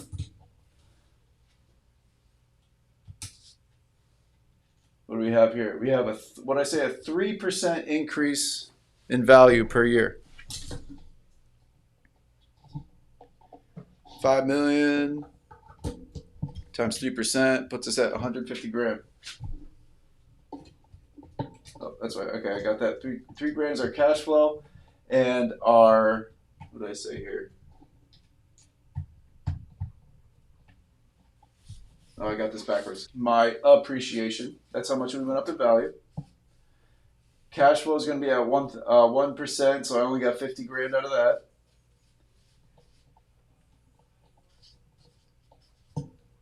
On your taxes. So I say $5 million. That's probably going to be a commercial unit. Probably going to be more than 5. So let's go 39.5 years.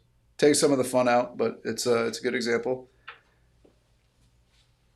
That is $128,000 tax deduction. So tell me this right here. If you're a person out there, so say this is a person that's a sole owner, right? They don't have to split this one against anybody. Even if you didn't need the 50 grand cash, and even if like it didn't grow in value at all, just the nature of owning an asset that gives you $128,000 a year of a tax write-off. See, that is where the real estate just cannot. Nobody can compete with the real estate. Okay, this is why no other investment class can compete with real estate, because the depreciate, you get paid from 3 different ways. If I own 100 shares of Google, and say that 100 shares of Google gives me whatever 10 grand in profit, I sell it all, I get 10 grand back. After I pay taxes, I'm probably going to end up with like what, $7,200, 7 grand. Whereas if I had that same $10,000 in tax in real estate, that I would really have about 13 grand at the end of the year, because you get cash flow, you get appreciation, and you get depreciation. So for that same $10,000 worth of ownership of an asset, your estate grows faster with the real estate because of the advantages in taxes. And it's something, and too, not to mention, if stuff, really my biggest favorite thing about real estate is that no matter what, you know what I mean, you're not out of luck. You always got another roof over your head, or somebody in your family goes through hardships or anything like that. You have an extra door that you could put somebody up in. I mean, that's not the main reason I do it, but it's a nice little perk, to be honest with you. So these are the things that I'm talking about today that are really growing my ambition to get more real estate, because I can't really figure out another situation that would give me any kind of return like this. And you can still double down and take your profit out of this thing. So say you still got you don't need to live off the money that your real estate produces. For instance, you're an engineer and you just give your money to somebody to invest for you and they take care of it. You still get all the benefits of it, and then you can still double things back too, because like we were talking about before with the generational wealth tips, you get the real estate, you get the tax advantages, you take your profits and reinvest them into some sort of pension. You know, whatever that is up to you. But for instance, you still get the taxes, you still get cash flow, and then you still have the opportunity to invest in pension funds. Some people cut this step out completely. They'll just go right from their income to their pension plans, right? I work for a job, I get my income, I put it in my 401k at work, and then I leave it alone. When in reality, they could, add another step to this thing and add a whole nother machine to their investment procedure, where it's like they take their cash, they invest it in real estate, they take the real estate cash and then invest it into the pension plans. By adding that step, you add a fantastic multiplier. It's like putting a turbo on a car. You can't compete with it. You have two things that are working instead of just one. And you have the opportunity to help this money grow tax-free and have tax advantages. It's unstoppable. There's a reason why this is a very widely owned asset class for the wealthy people, without a doubt. Okay, so here, before I click off and keep going here, what questions do we have in the chat about my examples, or questions about where you'd like to go, and I can do what I can to answer things?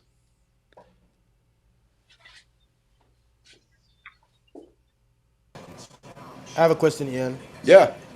How did you arrive at a 27.5? But is that the term of the mortgage, or what is that?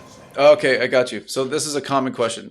So remember the numbers 27 and a half and 39. So these are standards. They're standards that have been established by the IRS. They're called, have you ever heard of a schedule with the IRS? Like a schedule something or other? Like it's basically a way of having a finite breakdown of value of a particular asset, right? Like there's a depreciation schedule of a car. There's a depreciation schedule of a camera. There's a depreciation schedule of a tractor, of real estate. It basically all just says what it is that it's the IRS's opportunity or chance to give people the opportunity to write off the fact that things depreciate over time, right? If I own, land does not depreciate in the eyes of the IRS. However, a structure would depreciate. A structure depreciates because over time that asset degrades. And they're trying to give you the opportunity to make that degradation of that asset being a line item on your taxes. So they find a way of breaking it up so that way you can get a write-off every single year for it. And so 27.5 for residential and 39 for commercial. That's what you're saying? Yes, sir. Yeah. So you take the value of a property if it's residential and you divide by 27.5. So if that's $1 million asset, you divide by 27.5, you get $36,360, I think, for every million. So you get to write that off on your taxes every single year from the day you own it to 27 and a half years in the future. It's incredible. And you don't have to spend that money. That's why I'm trying to say depreciation is the best thing, because you get to get the benefit of an expense, but you don't have to spend the money. It's incredible. And we can go on that a little bit more later on. Where was I going with this too? Let's see here.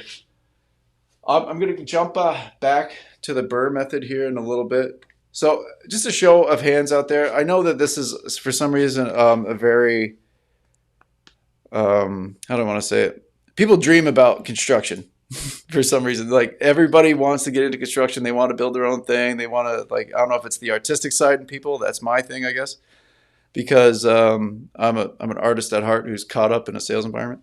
So, but what I'm trying to say is that be really careful about these next couple things I'm going to go into. And I'm going to give you my personal experiences of how much I've had to cry throughout the last year while I've had to write check after check that disappears. No other assets from depreciation. There you go.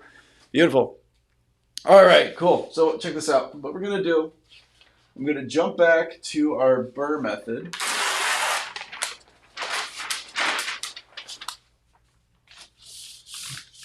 I'm going to show you some pitfalls and things like that you got to look out for. So we got buy or build.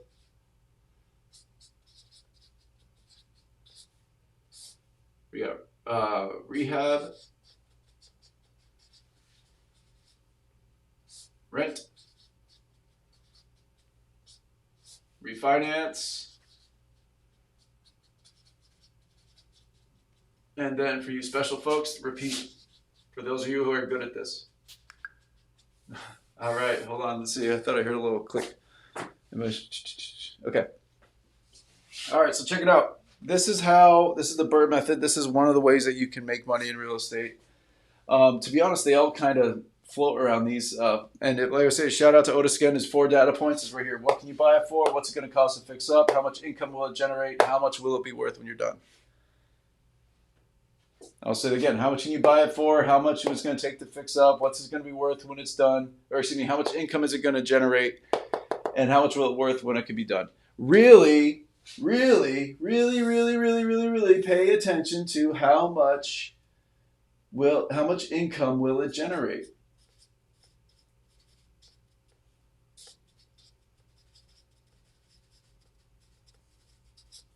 Okay, income generation. So why I want to talk about this thing when it comes to rehab.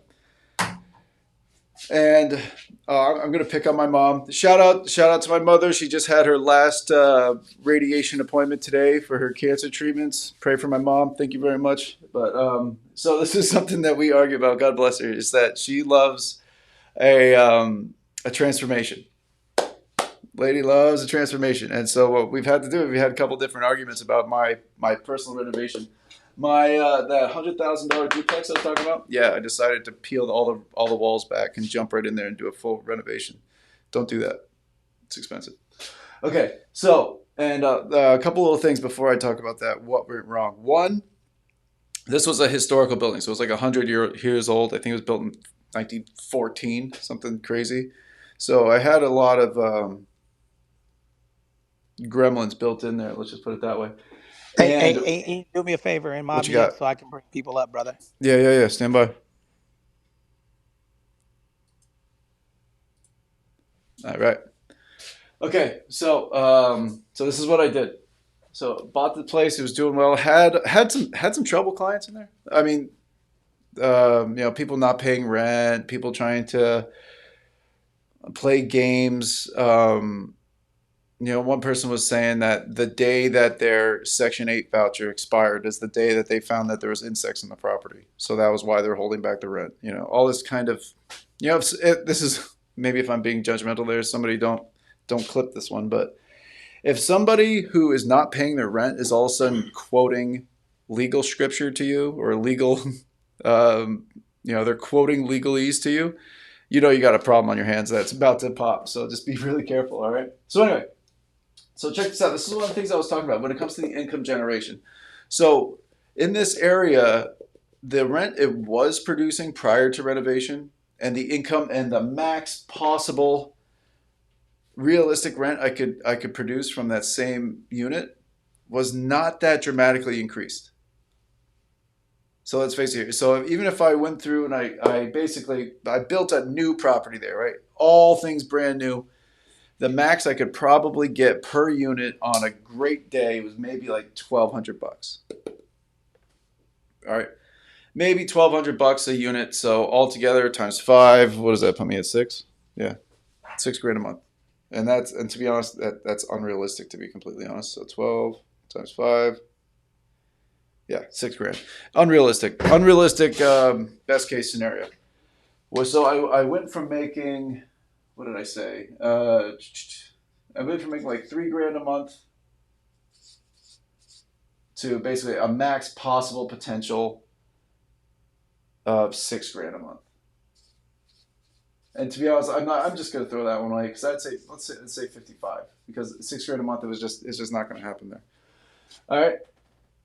So yeah, pretty cool, pretty different discrepancy there. I go from making $36,000 a year to so what is that? It's 50. So $55,000 a year. No, excuse me, $60,000 a year. So almost double my income, right? So almost double my income, my gross income, by the way.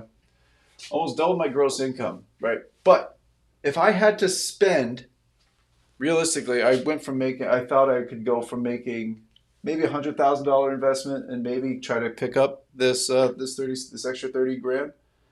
But it quickly blew up miserably in my face, collateral damage everywhere. But it's actually I learned a lot. So to be honest with you, the investment that I put into this thing has almost been like a master's degree in development. But I'm gonna go into it deeper here, so I'll show you guys. What's going on? Hold on. Stand by. I got a call. Okay, so the reason why this thing is good, I want to pay attention to this thing. So, for instance,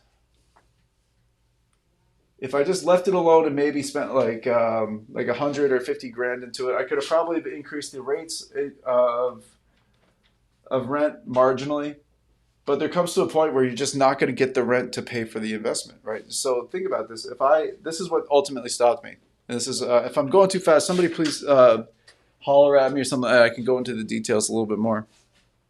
So as I was going along, I had to make this decision. This is my most recent decision why I had to stop doing work. Is that I had one second, what you Ian. got? Hey guys, and do me a favor, guys. Guys, listen, check this out. If you click the link above my head, you'll see a YouTube channel, and you guys could actually physically see the examples that he's doing. So for those of you that don't know, he basically is breaking down the mathematical formula for you guys to understand why it's important to buy commercial real estate, and showing you guys some tax examples. So if you click the link above my head, you'll be able to see Ian on our YouTube channel. He's breaking it down for you guys. We're testing out our new studio. And guys, do me a favor if you're here, okay? Click the link anyway and leave a comment, because we want to know, what your feedback is, because we just opened the studio and we want to know what you guys think. So we can't we're on Clubhouse, so we don't know what your listening and viewing experience is. So any feedback will be greatly appreciated. Could you guys put a 1 in the chat if you guys are going to help us refine this process? Because we just opened the studio. We built it out recently, and we just want to make sure that you guys have a really good viewing and listening experience, so we can make adjustments along the way. And I want to say this, Ian, did you know that today is your anniversary? Today it is? Oh yeah, I see the little Yep. balloon now. How about that? Today, can we put a heart emoji in the chat for Ian Jensen, because today is his Clubhouse anniversary. All right. Bam. So this means today is the day that he signed up for his to be on Clubhouse, and I want to say that it is an honor to have you rock it out. It's been so awesome to see you grow. Ian's also going to be, he's a future daddy, okay? And I'm a future uncle, okay? I'm going to be the ebony uncle, Oh my okay? goodness. I'm super excited about that. So, shout out to Ian for rocking out, man. You're doing a tremendous job.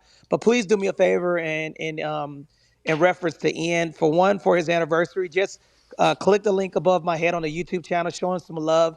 And then also, we want to hear your feedback in regard to what has been taught today. Rock out, brother. All right, thanks, bro. All right, so check it out. This is something that I had to learn here in the last, I would say 2 weeks, to be honest with you. All right, so I got the rude awakening. So if any of y'all buy older houses, you probably have heard of this too, but like really, really check out and make sure you don't sleep on your inspections. That was the thing that got me into trouble with this particular property. I underinvested in in inspections when I bought this house, and this is part of the reason why if I did this properly, this is how I would do it differently. I would pay the money for the competent investors. So, for instance, I just did a normal home inspector. I figured, you know what I mean? It's a house. You can inspect one, you can inspect five. So, stupid. Should have gotten an engineer of some kind, an architect, a structural engineer for a commercial property. Where it was a 5-unit, 5,000 square foot property. So, it was something that I definitely should have over invested when it came to inspections. And then also, too, don't sleep on environmental inspections. So, for instance, on this particular property, I had asbestos. Yeah, not fun. Let me tell you how much that was. Well, stand by. Shoot, I got a $41,000 bill just now, and it was only 2,500 square feet for the upper story. Yeah, so $16 a foot to do asbestos abatement on that property. Okay, so that's $16 a foot. So there you go. There's a $40,000 hit. So that property is maybe, after it's all done up and finished, maybe worth 400. So I got a 10% hit to my bottom line right off the bat because I didn't do a proper inspection. And asbestos inspections aren't cheap either. You know, like $600. And actually, I think that one was $2,500 because they had to take so many samples. But if I spent $2,500, I might not have had to, be in this particular problem I'm in. I would have known ahead of time. Well, anyway, so what I'm saying is that particular development was 40 grand, right? So if I was to do that abatement, I would also like wreck the top story, right? So I'd have to rebuild the top story. So this is what where I'm getting at is I wanted to tell you is that like, don't go crazy with construction.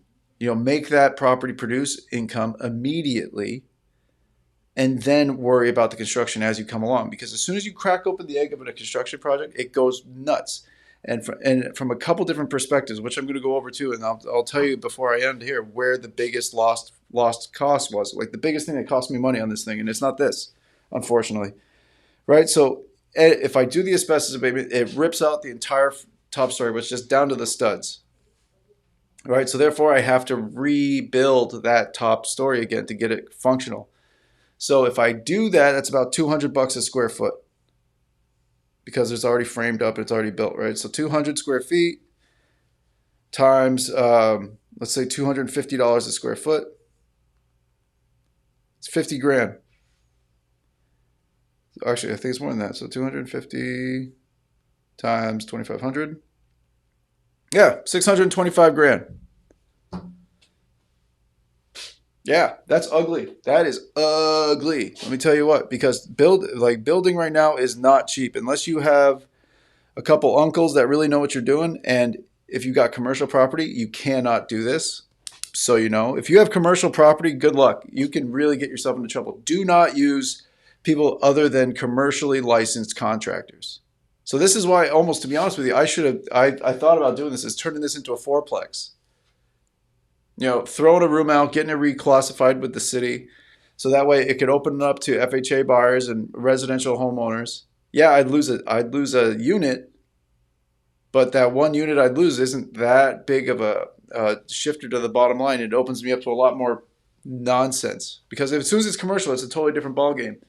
You're a different class of real estate, and therefore different rules you have to apply to. And wait, I got another one coming to you too. Let me tell you about another punch in the face. All right, no. So what I'm getting at here is to change that. If I was to fix the asbestos, and then reconstruct, I'm in it conservatively 600,000. So in reality, if I could only increase, so if I don't touch the asbestos and leave it as is, that's totally legal. I'm not doing anything wrong. Where to just say where you get in trouble with asbestos is if you start disturbing it.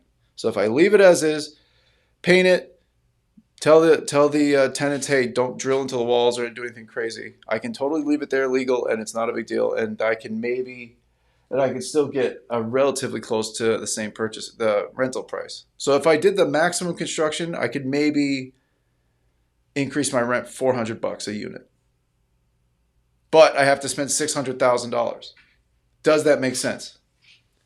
For an extra $400 a month, does it make sense to take out a loan and spend 625 grand? Yeah. So that's what I'm getting at here is that like you need to manage your expectations and manage the numbers involved in these things because it can get out of hand quick. And then all of a sudden you can find yourself in a situation where you have a wall opened up and you've got a problem on your hand and you have to spend the money to get this property back to producing income again. And that's what happened to me. So like I was saying, I massively underestimated my rehab by probably, I thought maybe I was looking at 40, 50 grand worth of carpenter labor. And then I'd be back up to back because, it had some like kind of weird twistiness to the structure. I figured, a couple new footings will be good to go. Well, no, it massively changed. So I could talk about this project all day. Probably my friends that are on the stage are probably sick of hearing it again. But the real thing is you have to look at was be very careful about, ultimately, this is where I'm going. Be extremely careful about your risk to reward ratio when it comes to the rehab of a property. Get very, very accurate numbers.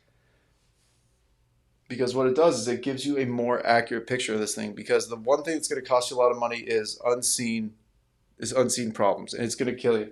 It's gotten me in a lot of trouble, and I've had to do a lot of things. And once you're in these things, there is no way out of it except you just throw money on this fire until you hopefully smother it. That's about it, unfortunately speaking here. All right, so what I'm going to get into this is I'm going to show you again how to look out for these certain things. You always got to look at like I said, your rehab about the cost to benefit analysis of doing the construction, right? Because if you only have to spend like 20 or 30 and you can double the rent, that's a much bigger advantage. Because it's not even like you're spending the money, you're just investing the money.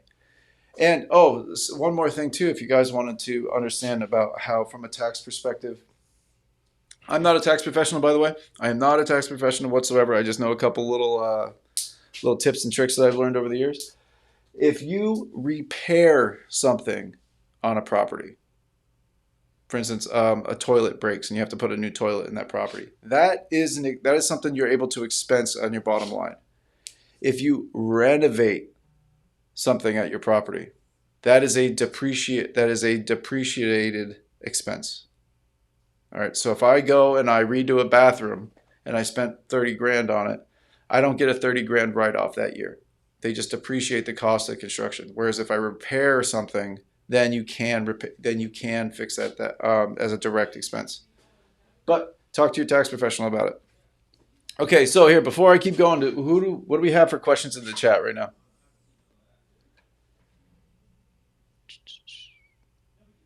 And you got any questions in the room?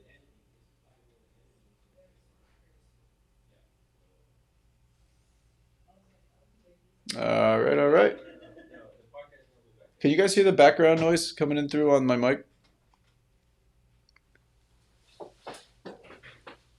All right, no worries. Okay, cool. All right, guys, thank you. All right, so here we are. We're gonna keep moving along here. I'll show you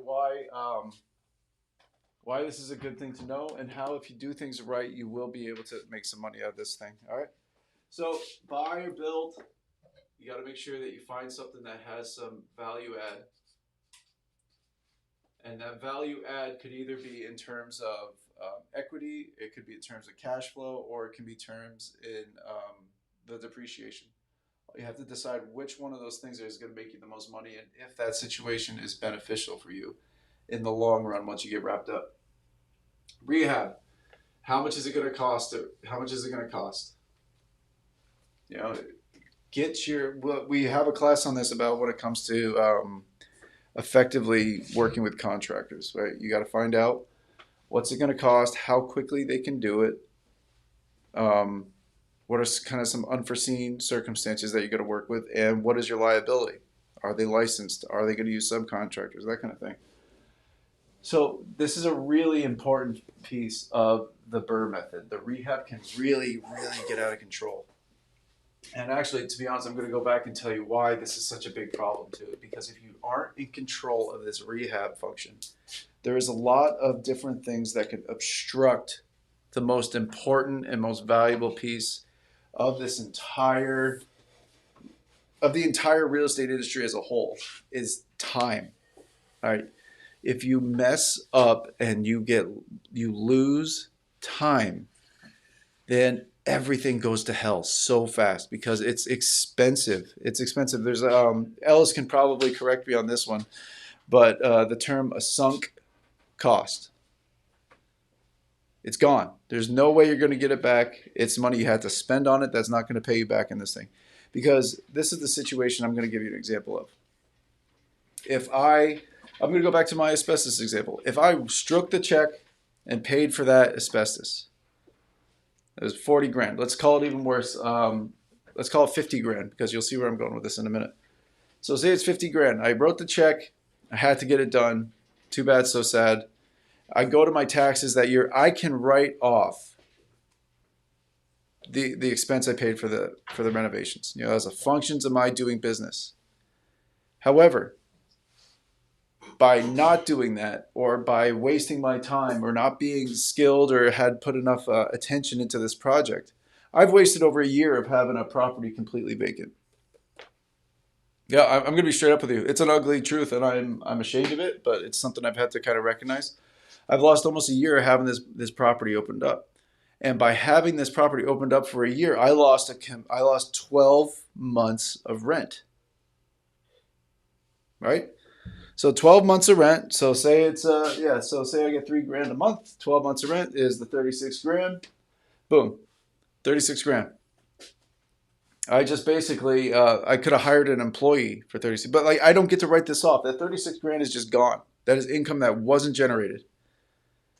So by just being inefficient with my time and not dedicating enough ambition to learn this stuff faster or to tackle these obstacles, I've lost time. And time is the thing that is screwing me over now, because not only is there's an amount of time it's gonna get you, even if you did everything right. You're gonna lose a certain amount of time because permits aren't gonna be reviewed until next month. Or the concrete person you're hiring isn't going to have an availability till 6 months down the line. There's some fixed time things that you're going to lose time no matter what, even if you knew what you were doing and you took care of something immediately. So you add the addition of the human element, and you can really, really start to lose a lot of sweetness in your investment. It's a brutal thing. It really is. I'm ashamed of it, but it's lost me a lot of money, but it's also kind of woke me up a little bit to realize that you have to start really taking advantage of these things, because in real estate, nothing is going to happen all by itself. The only thing that's going to happen all by itself in real estate is you're going to lose your money if you don't work. If that's the only thing that's guaranteed, is somebody's going to take your money if you're not at it every day, trying to figure out a way to progress and learn and become more of a professional in your environment. All right, so hold on, I got a question in the chat.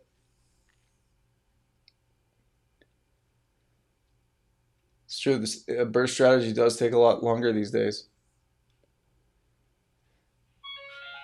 And thanks, Mr. Santos. Yeah, creative financing slowly taking over the BRRRR. Okay, so that's a slam dunk. So that'll probably be one of the last things I talk about here before we wrap it up. If anybody has any more questions that they want to hear me explain, or you want to ask, put things up in the chat. I'm trying to track things as much as possible here. I'm still learning our systems, but I'm going to talk about creative financing and how it can affect the BRRRR strategy. All right. So thanks, Mr. Santos, for chiming in with that. That's a great talking point. Okay, so creative financing. Basically, this is getting the money for a project outside of the traditional elements, meaning you go to a bank, you submit an application, you pick out a loan, and then you go, right? So this is like getting a loan from some other person. That's like if my My good friend Anthony Perez over here is, Captain Moneybags, and we're tight. And they're like, hey, I'll pay you 30%. Pay you 30% a year, but can you give me 500 grand by the end of the week? And he's like, yeah, cool. Right. He knows I'm good for it. I know he can produce, and I'm confident in my ability to be able to pay him back in that same time frame. Okay, so this is what would happen with a BRRRR strategy with creative financing. I talked to my big guy Anthony over here, who's awesome with money. He's gonna let me borrow 500 grand. So I'm gonna say, hey, I'll sign this document. So here's 0 down, no money out of pocket. I get 500 grand wired to me tomorrow. I already have this investment identified. It's 300 grand it's 300 grand, and it's down the street from my place. So what I'm gonna do, I already got that in contract. I'm gonna take 350 of the 500 and pay it to this guy, and then he's happy. I know that this project is gonna cost me 150 grand worth of renovations, right? So I pay off the seller, I get possession of the property, I put my 150 grand into rehab, and then what do? I put renters in it, and the renters are paying the amount of money that I am required to pay once so hold on, let me back up. 350 is purchase price for the real estate. I know I got 150 grand worth of renovations. So I'm not in the. So what I do is I do my research, and I know that a $500,000 mortgage is let's say $4,000, right? 4 or 5 grand.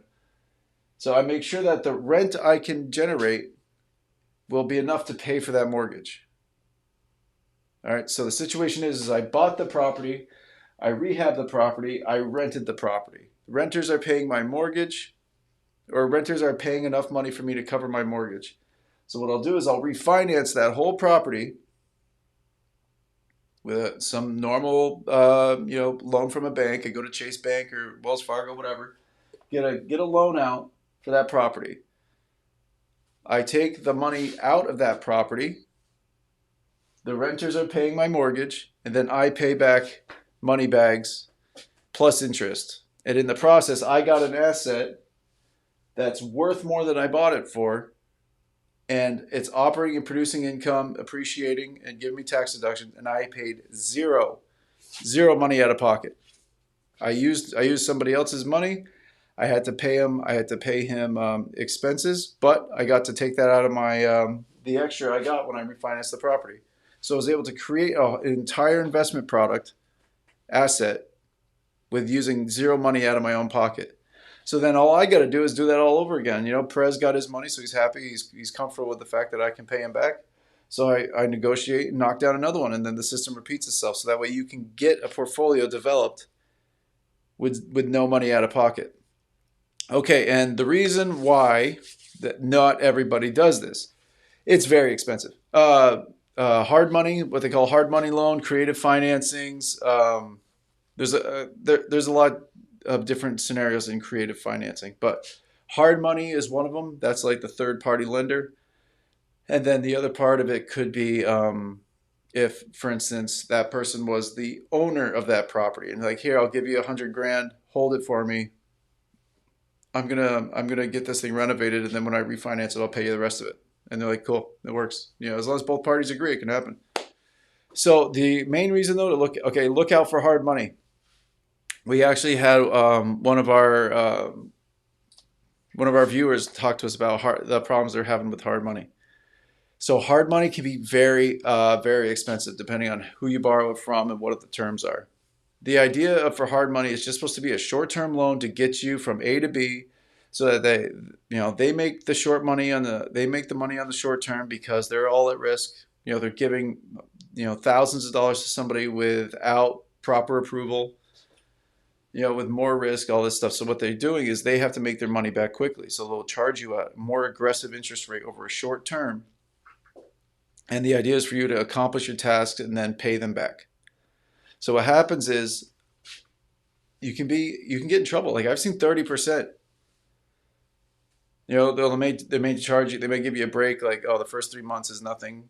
There's all the same different kinds of terms. You could be you have to pay them at the end of it. You could pay them. They'll give you a break the first couple months, and then they pay you. They charge a higher interest rate after. There's a lot of different ways that people that choose to do this. But the idea of it is they're going to make some money off you aggressively. So if you can't accomplish the task that you're trying to do in that short period of time, meaning you don't have the investment experience, you don't have um, the construction experience, the acquisition experience, any of those things. So as soon as you take that money out, you're paying interest. And we had to help somebody out because this is exactly what happened. They bought a property.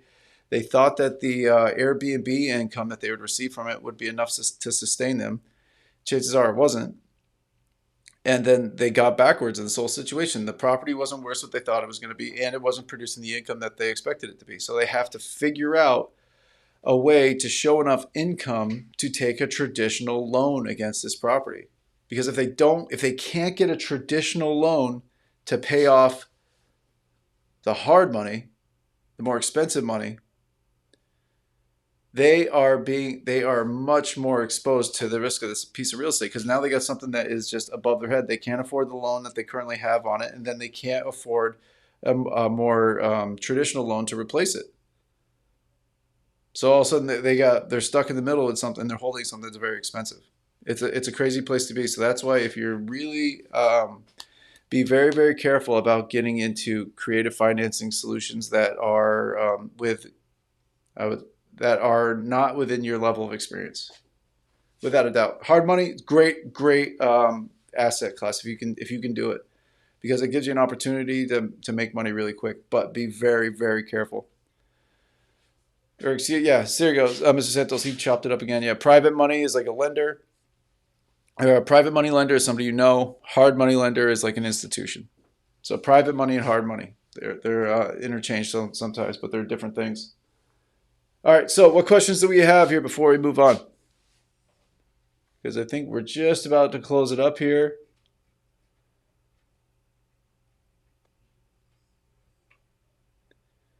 All right. Hey, Ian. Yes, sir.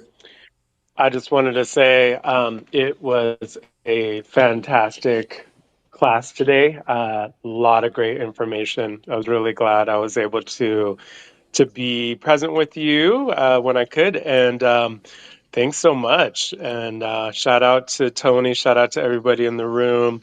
And happy Friday, y'all. Let's keep building. Keep it going. Give thanks. Beautiful. Thank you, sir. Appreciate you guys coming in here and showing the support. We all need it, especially I am right now because it's my first one doing a live. I need all the love I can. So, all right, guys, we're going to be wrapping this thing up quickly here. So I'm going to give you one last room reset. My name's Ian Jensen. You're in the Winning Real Estate Group. We are coming live across as many social media platforms as we can throw our digital legs into. Right, we are on Instagram, YouTube, Clubhouse. Oh shoot, we meant to go into all the other ones. So, but yeah, like on a more sophisticated environment here, we got like was it X, LinkedIn, Clubhouse, YouTube, Facebook. We got them all. So if you are on the internet and you can't find us, then we're screwing up. So let us know where you can't find us, and we'll go there. But what we do, myself and my amazing teammates, Tony Glenn and Anthony and Bruno Nascimento. I think Bruno had to bounce, but he's here regular. We do everything we can to make sure that vets in active duty have every opportunity they can to take the information that's available to them with their VA entitlements to be able to invest and provide an opportunity for them to grow and basically, let us serve the people who serves us, right? Let us be of service. So what we're trying to do through education and through assistance and all that, we provide the vets the opportunity to learn learn things that interest them the most about the real estate environment, and then to help them transition from either active duty to civilian life or from location to location. And so what we do is we give classes every Tuesday, Wednesday, and Thursday on this this platform that you have here. Usually Tony Glenn's teaching it on Tuesday, Wednesday, and Thursdays. And then also we teach, if you are a veteran or if you want to invest with veterans, or you have somebody else, if you're a veteran, you want to invest with somebody else, there's definitely ways that we can do that for you. Stay tuned. We'll make sure that we cover that in depth. Thanks, Clarissa. We appreciate you, Miss Dr. Clarissa. Didn't need to give you the miss there. But we want to thank you all for coming in here.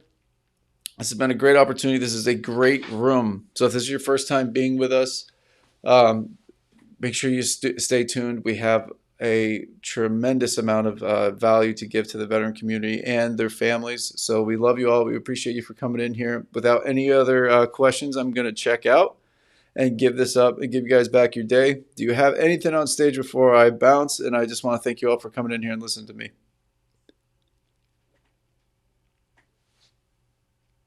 Oh. Clarissa, you're the best. All right, guys. We appreciate you so much. All right, without further ado, we are checking off. Thank y'all. Bye.